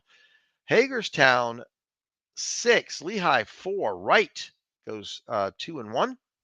Rondon goes 0-1. Bressler 2 for 4 with a triple and a double. Dallas at Cleveland. Dallas loses to Cleveland 5-3.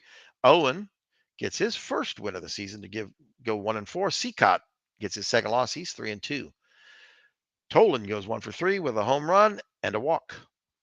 Hadley Lake at Marshfield. Hadley Lake 8, Marshfield 1. Big, huge win there by Hadley Lake. Plank gets his fourth win. He's 4-0 on the season. Quinn is 1-1.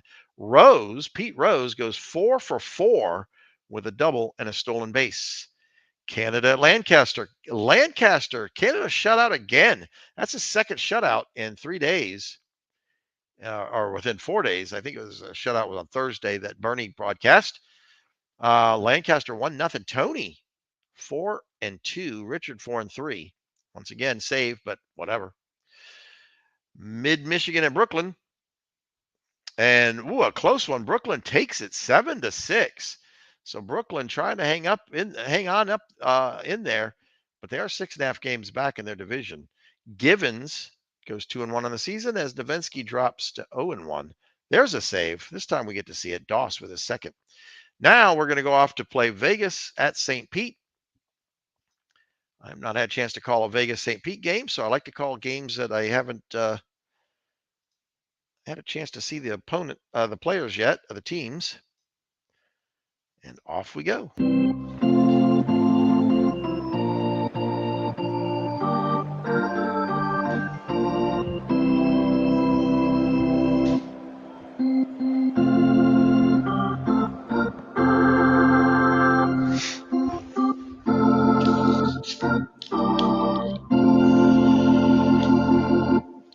All right, we are at Miller Park, the home for the St. Pete Sharks.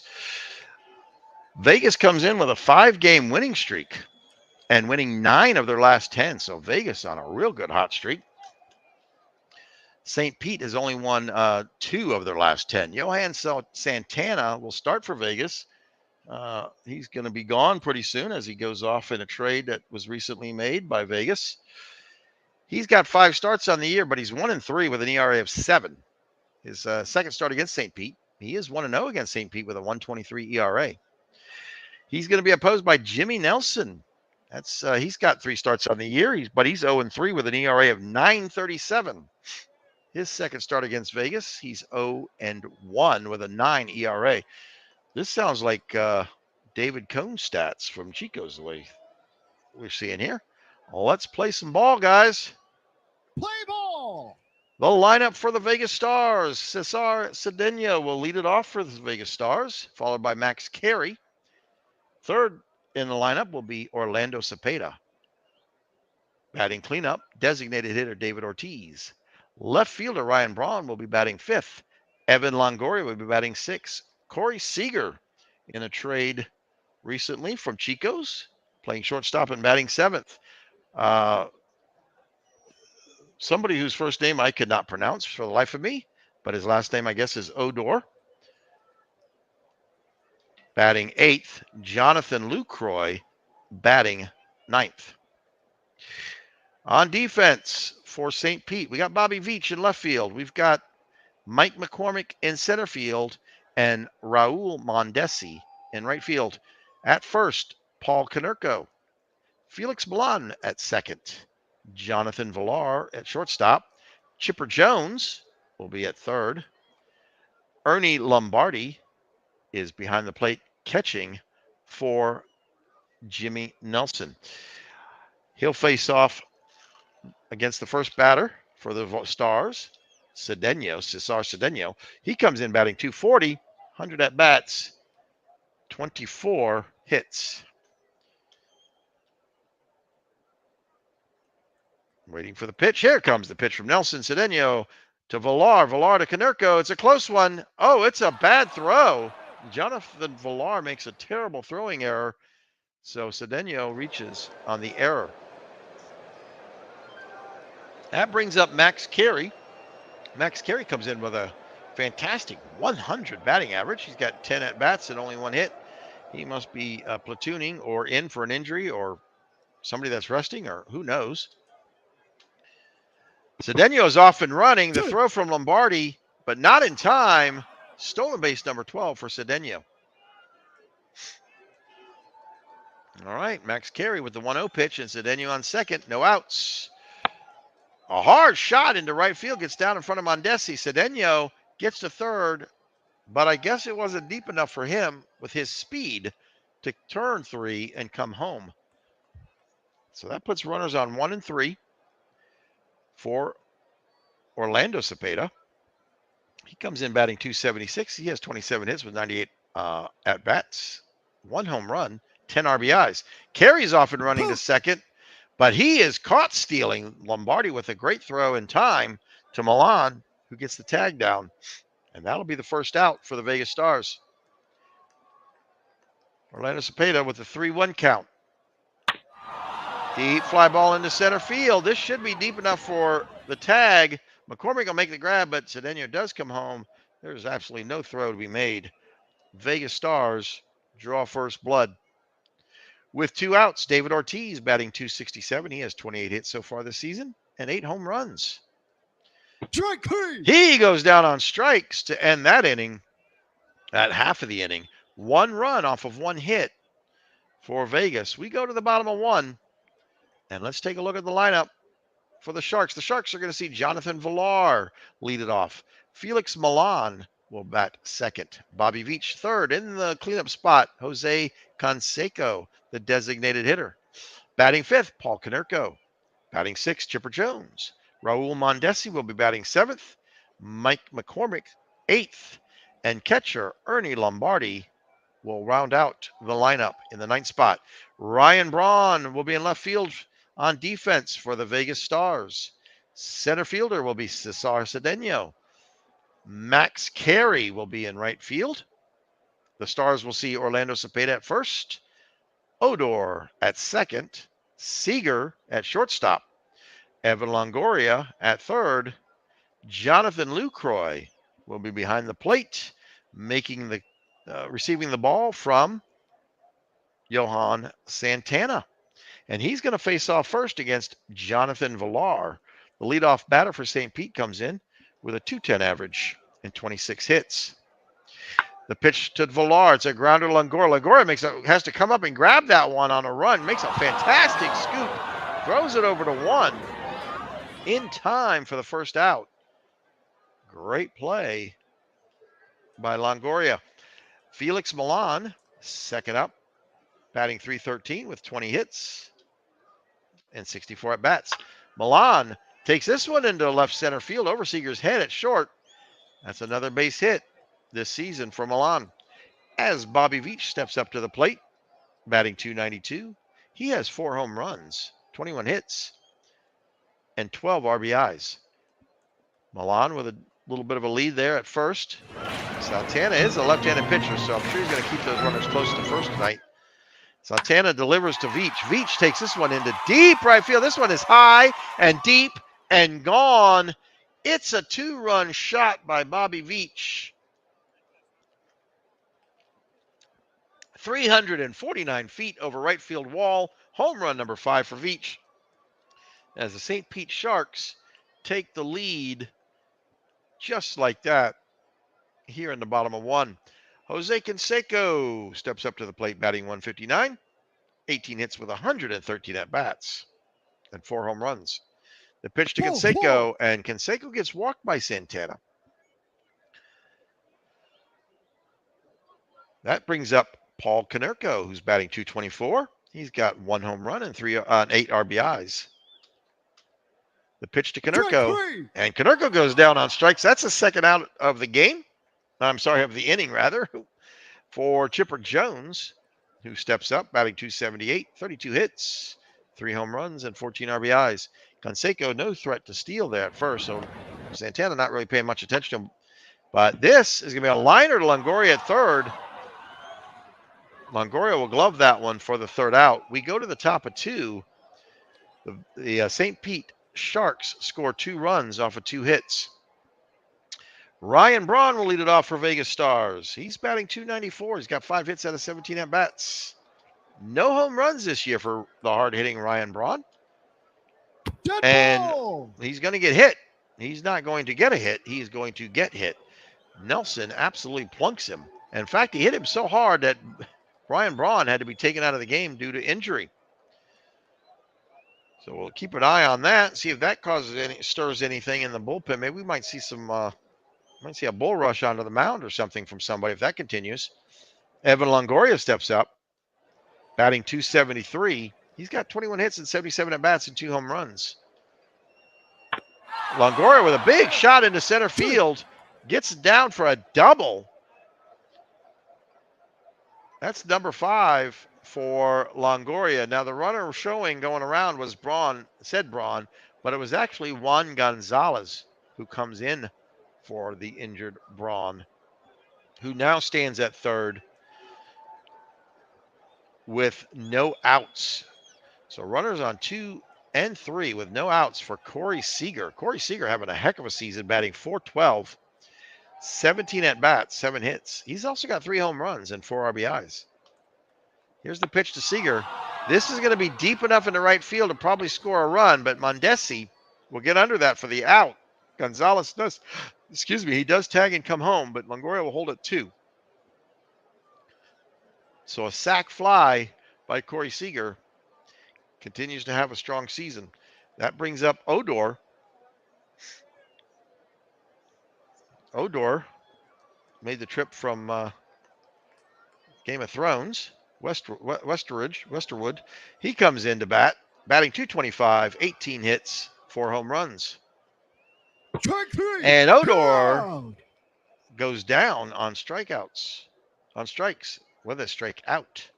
That's 2 outs for Jonathan Lucroy, the last batter in the lineup for the Vegas Stars. He's batting a nice 371 average this season. He's got 26 hits with 70 at-bats.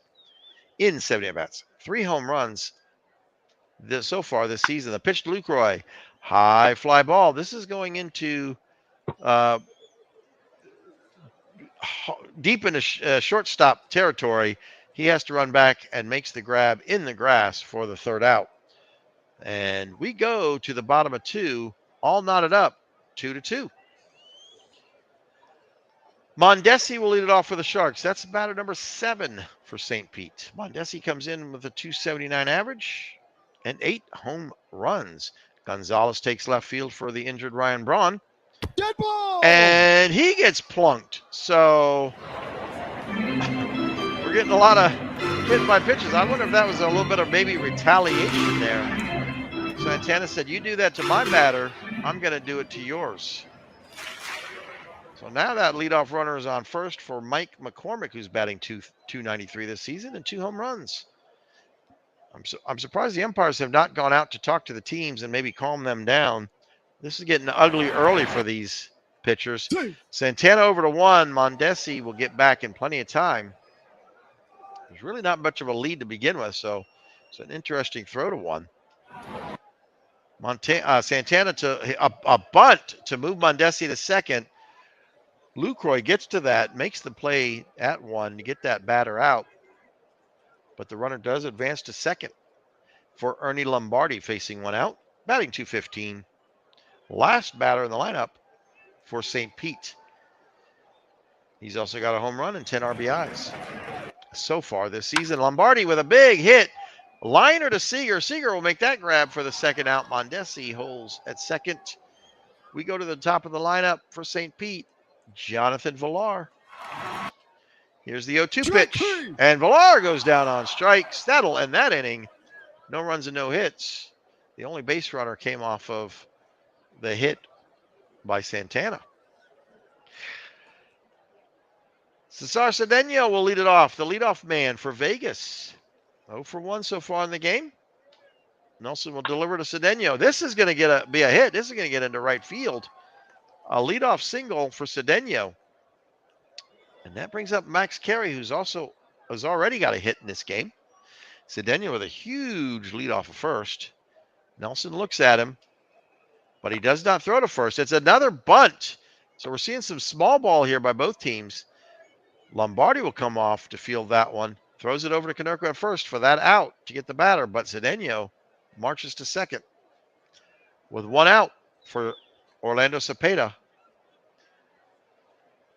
He flied to deep center. It was a sac fly to deep center. His last at bat.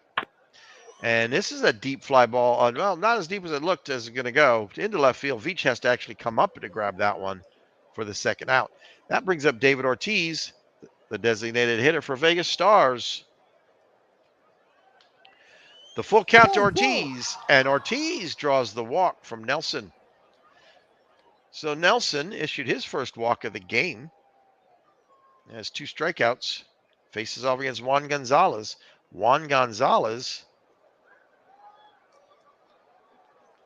Oh, he came in, right. He came in for Ryan Braun when Ryan Braun got hit and hurt. So it's his first official plate appearance, his first official at bat, even though he was running some bases earlier. The pitch to Gonzalez, and he is going to get walked by Nelson. So Nelson issues 2 walks in a row to load the bases for Evan Longoria, who comes in with 2 home runs and 8 RBIs. Already 1 for 1 in the game, doubled to left center. The pitch to Longoria, and this is going to be kind of a pop-up towards shortstop, nope, towards third. And, yep, Jones will get under that one at third base to make that out and get them out of the inning. So the threat was held off. In fact, there was no runs, 1 hit, even though bases were loaded for the Vegas Stars. We go to the bottom of 3. The Sharks will see Milan, Veach, and Canseco this inning. The pitch to Milan. Hard shot into left field to Gonzalez. Barely has to move to get to that one. That'll be the first out. Bobby Veach, who hit the 2-shot home run, his last at bat, takes the pitch. This one's a pop-up to Odor at second. Odor gets under that one for the second out. Jose Canseco was walked his last at bat. Big fly ball into left field. Gonzalez back towards the track will make the grab. Quick inning for the Sharks. We go to the top of 4. Corey Seager leads it off for the Vegas Stars.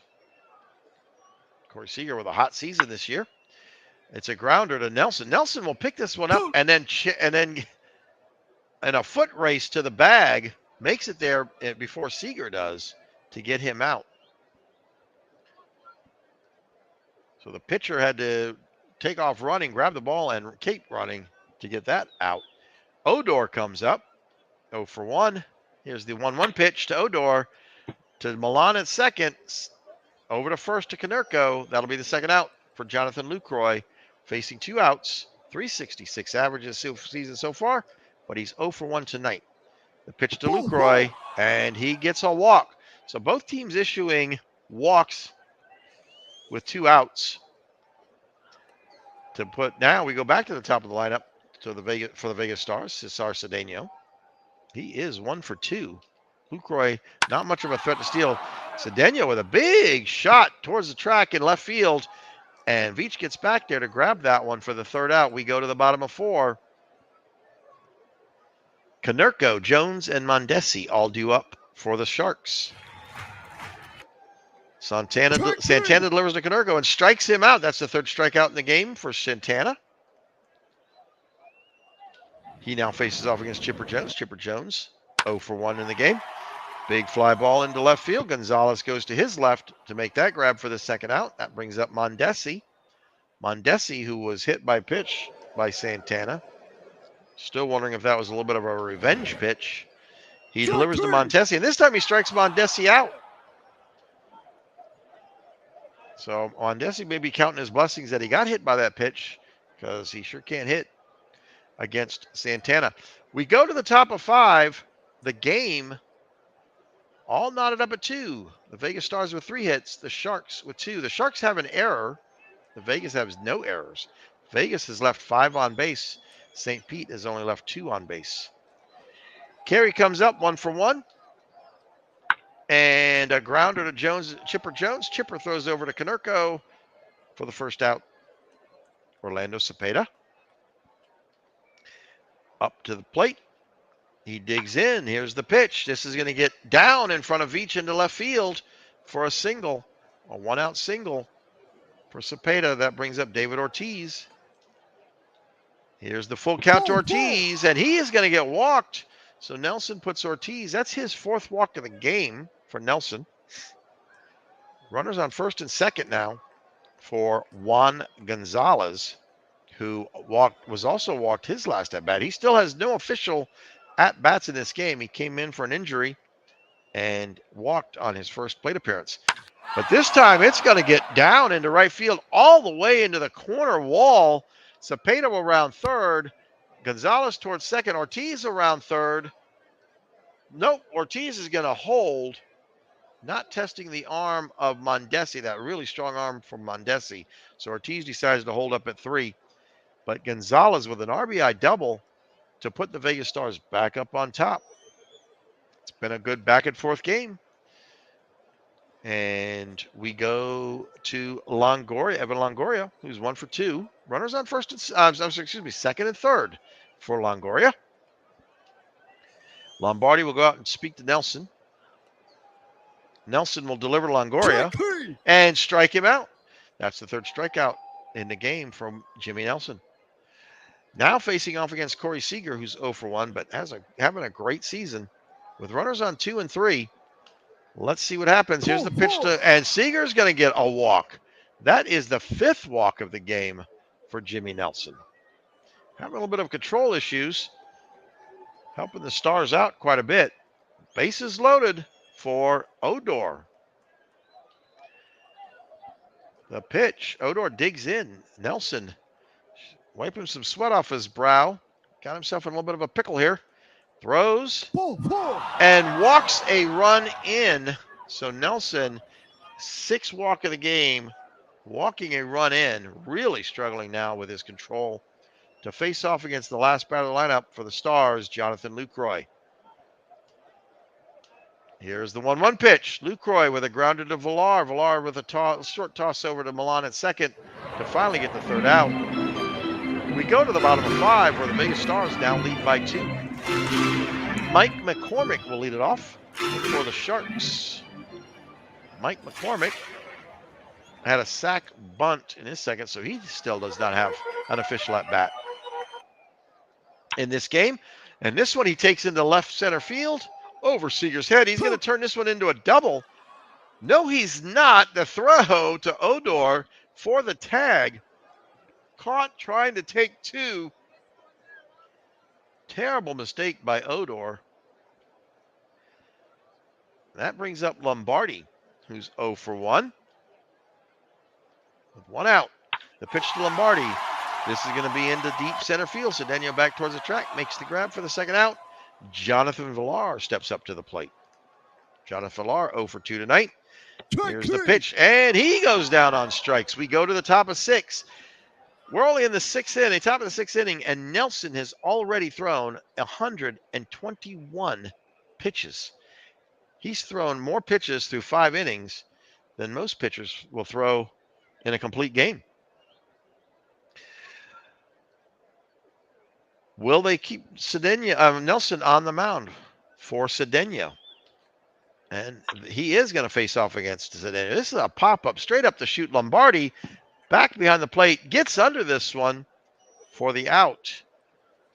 That's the first out for the Vegas Stars. Max Carey, who's 1 for 2 tonight, lined a single back in the first. The pitch from Nelson to Carey. He gets walked. That is the 7th walk for Jimmy Nelson. 130 pitches now, still on the mound. And that's it. They're finally pulling Nelson. And here comes Jim Turner. Jim Turner, who's got 8 games this season, 25 innings pitched, 22 hits, 11 earned runs, 1 home run, 18 strikeouts, 10 walks, 3.96 ERA for the season. Turner to Cepeda. Cepeda with a grounder. Konerko makes a diving play, throws to Villar, gets back up, covers the bag. What a fantastic play by Konerko to get a double play. Incredible. That is a web gem indeed by Konerko to get out of that inning. We go to the bottom of 6. The Sharks are still losing, trailing by 2 against the Stars. Felix Milan will lead it off for St. Pete. And it's a grounder back, a comebacker to the mound. Santana fields this one, throws it over to Cepeda at first for the first out. Bobby Veach, who has a home run, the 2-run shot the first inning. And this one's going to be into left field territory, but that's going to get into the stands. So Veach facing the full count. And a grounder to Seager. Seager to Cepeda. That'll be the second out.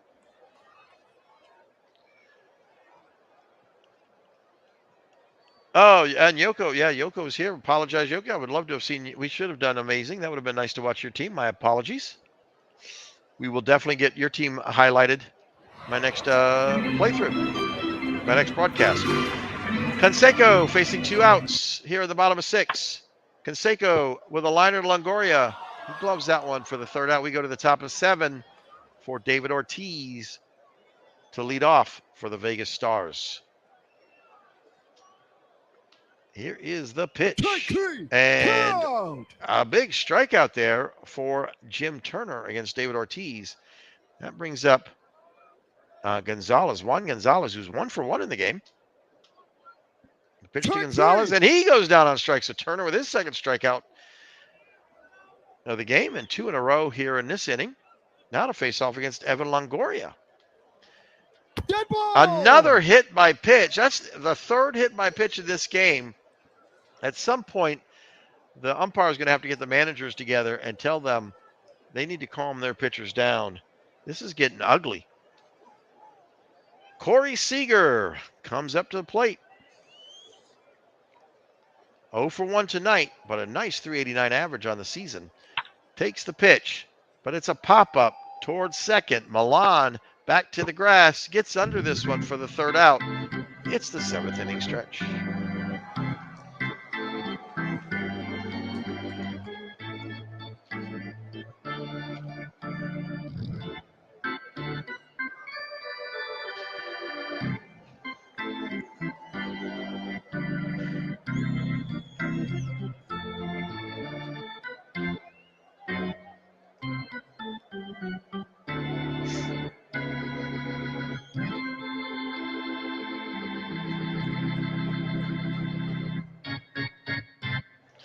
And we're back at the bottom of 7.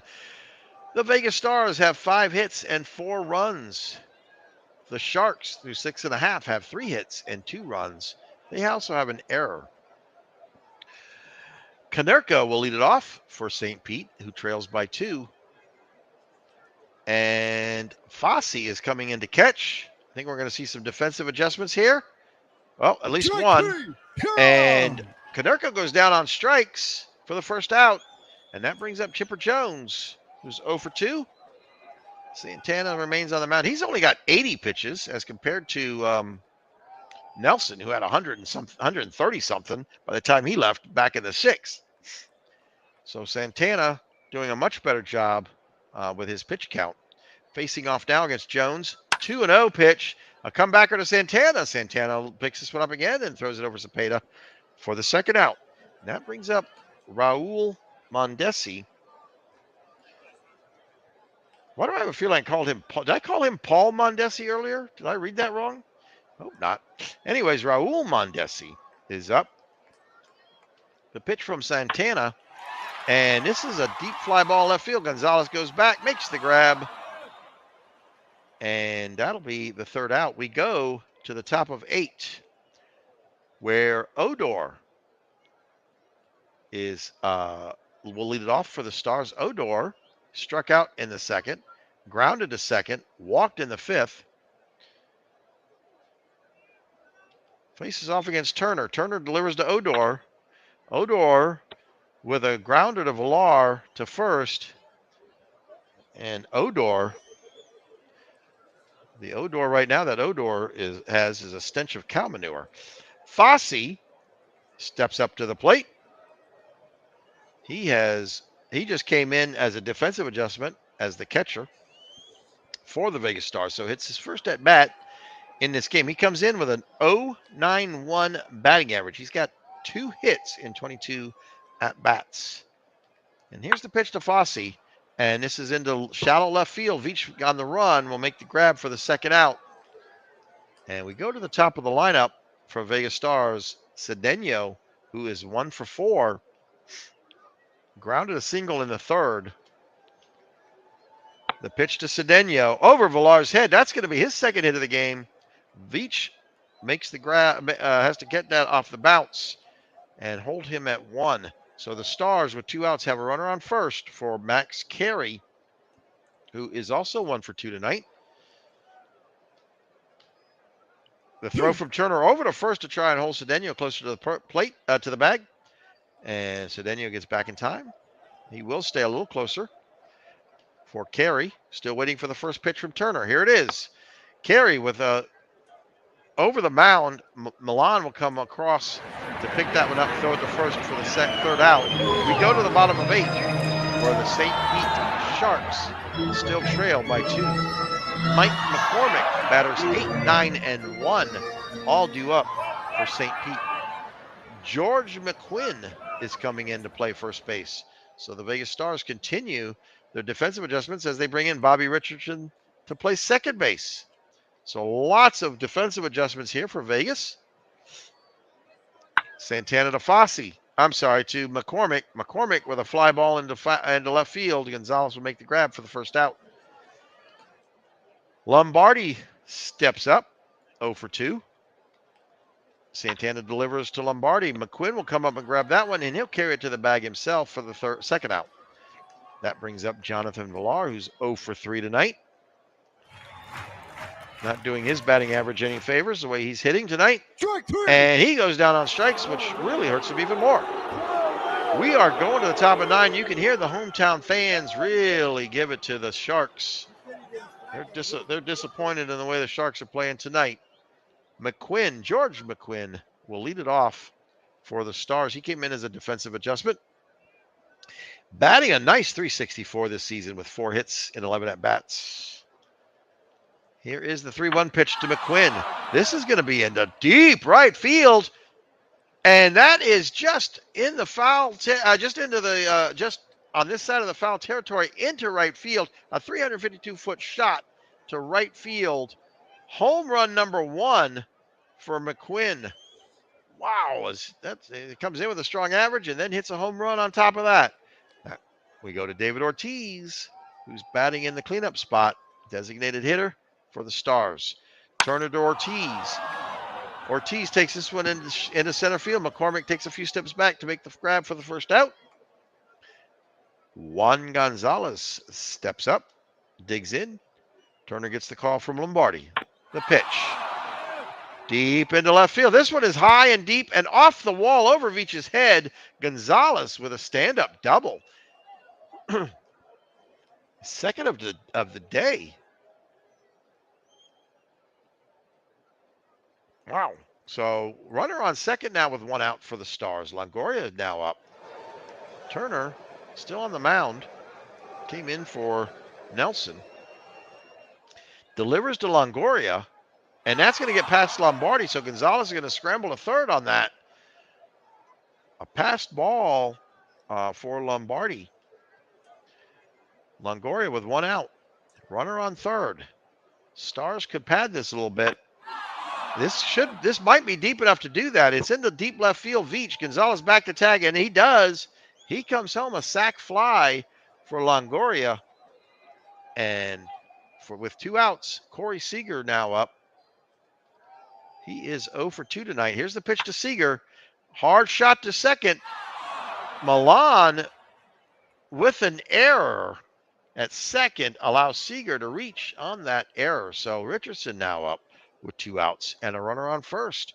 Richardson, who also came in as a defensive adjustment, batting .250 this season. He's got 20 at-bats and 5 hits. There's the pitch to Richardson. Fly ball into center field. McCormick runs up and to his right to get to that one. That's the 3rd out. We go to the bottom of 9. Vegas Stars 6, St. Pete Sharks 2. The Sharks have to score 4 just to tie this one up and go into extra innings.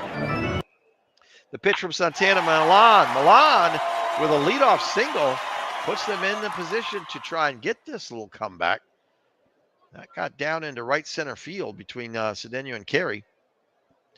And now Bobby Veach with that 2-run shot earlier in the game. Can he make that magic happen again? Here's the pitch. Well, it's going to go deep into right field.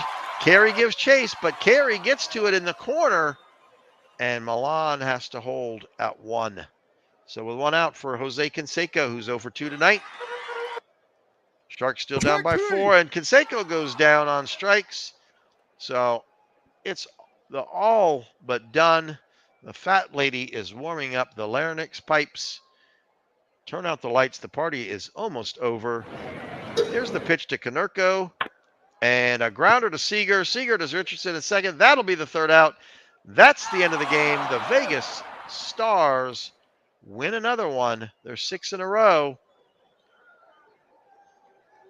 6-2 over the Sharks. In the box score, Vegas with 8 hits and 6 runs, no errors. St. Pete with 4 hits, 2 runs, and 2 errors. Vegas, Cedeno went 2 for 5. Gonzalez went 2 for 3. And well, that's about it for the best hitting there. Over here for the Sharks, Milan went 2 for 4. And that's about it there. Veach did have that home run. And over here, by the way, McQuinn hit his home run when he came in as a defensive adjustment. Santana went the distance. 9 full innings, allowing 1 walk and 8 strikeouts. Gave up 4 hits and only 2 earned runs. Nelson, on the other hand, really struggled. Let's see who they're going to give the MVP to. Let's see if it is. And it is Johan Santana. So Santana gets the MVP award, knowing that he's going off, being shipped off to fight for some other team and no longer allowed to gamble in Vegas. We got one more game. We're going to autoplay this one, Fort Lee at San Francisco. And Fort Lee will take that win 8-3 over San Fran. Key, with his first win of the season, goes to 1-3. Fernandez 0-3. Meanwhile, White goes 3 for 4 with a stolen base. Let's take a look at the standings. In the Earth Division, Dallas leads Liverpool by half a game. Manchester just 2 games back. In the Wind Division, Chico's is actually leading the Wind Division. I've got at least one day to brag as much as I can to Darth Tate, that Chico's is leading this division. I never thought I would be saying that this season. Lehigh half a game back. D-Gens 2 games back. It's a pretty close race here, actually, in this division. Over in the Fire Division, where it's a little bit bigger distance for Vegas than it was when we started the broadcast. Now leads Chicago by 1.5 games. Edmonton and Canada 2.5 back. And then in the Water Division, Mid-Michigan leads Hadley Lake by half a game. The rest of the teams in that division pretty much may already be gone out of that one. Quick look at, let's take a quick look at some, what I like to look at here. Here we go, the team statistics. Just a real quick recap. In the batting, the top three teams: Lehigh with a 285 team average, Liverpool, and then Vegas. Runs per game goes to Liverpool. They're averaging 5.7 runs per game, followed by Lehigh and San Fran. Mid-Michigan has the best team ERA with a low 274, followed by Canada and Hadley Lake. And we'll take a quick look at some the leaders. Joe Jackson is the batting leader with a 392 average. Home runs goes to Williams from Marshfield with 13 home runs so far this season. Runs batted in goes to Mays from Lehigh with 30, followed closely by two different Williams, one from Marshfield, one from San Fran at 29 each. OPS goes to Harris from Chico's with a 1.266 OPS for Joe Harris from Chico's, followed by Williams from San Fran and Mays from Lehigh. The pitching leader, Justin Verlander, his ERA is only a 0.45. 5 wins, no losses. That's a heck of an ERA, considering he's even got 5 wins and he's pitched 39 innings. So great job for Mid-Michigan and Justin Verlander. He's followed by Eparixi and Kevin Appier. The wins go to Koosman from Edmonton with 6, Rixey and Verlander close at 5. Nathan has the most saves for Vegas with 9. Brantley and Chapman at 5, distant second. And strikeouts goes to Vance from Dallas with 84. And Vandermeer for St. Pete and Wyatt for Hadley Lake round out that. All right. Quick, I want to thank, I didn't get a chance to stop and really pause and talk in the chat. I wanted to get through these games, but I want to thank Carlos for coming by. Carlos, you're more than welcome. MV, again, you're welcome. Bernie, I appreciate that. Thank you for coming by. Jamie, I didn't even see you come in. My apologies. I didn't pause to look. Odor the Barbarian is right. Thank you, Jamie, for coming by. Aaron, look forward to your broadcast hopefully tomorrow. Yoko, next time I broadcast, you're here, I will definitely do one of your games. Big Clue, thank you for coming by. Steve was here. I don't know if he still is, but he was here for a while. David was here for a little bit. David, I know David and MV were both here at the same time to get their announcement regarding their beer, exclusive beer deal for their stadiums. Congratulations on that again. I want to thank everybody. I'm going to zip this file up and get it posted to the Discord. And I'm going to try and head over to Discord tonight. I haven't been able to get in there for the past few nights, but hopefully I'll come by tonight and enjoy some chat.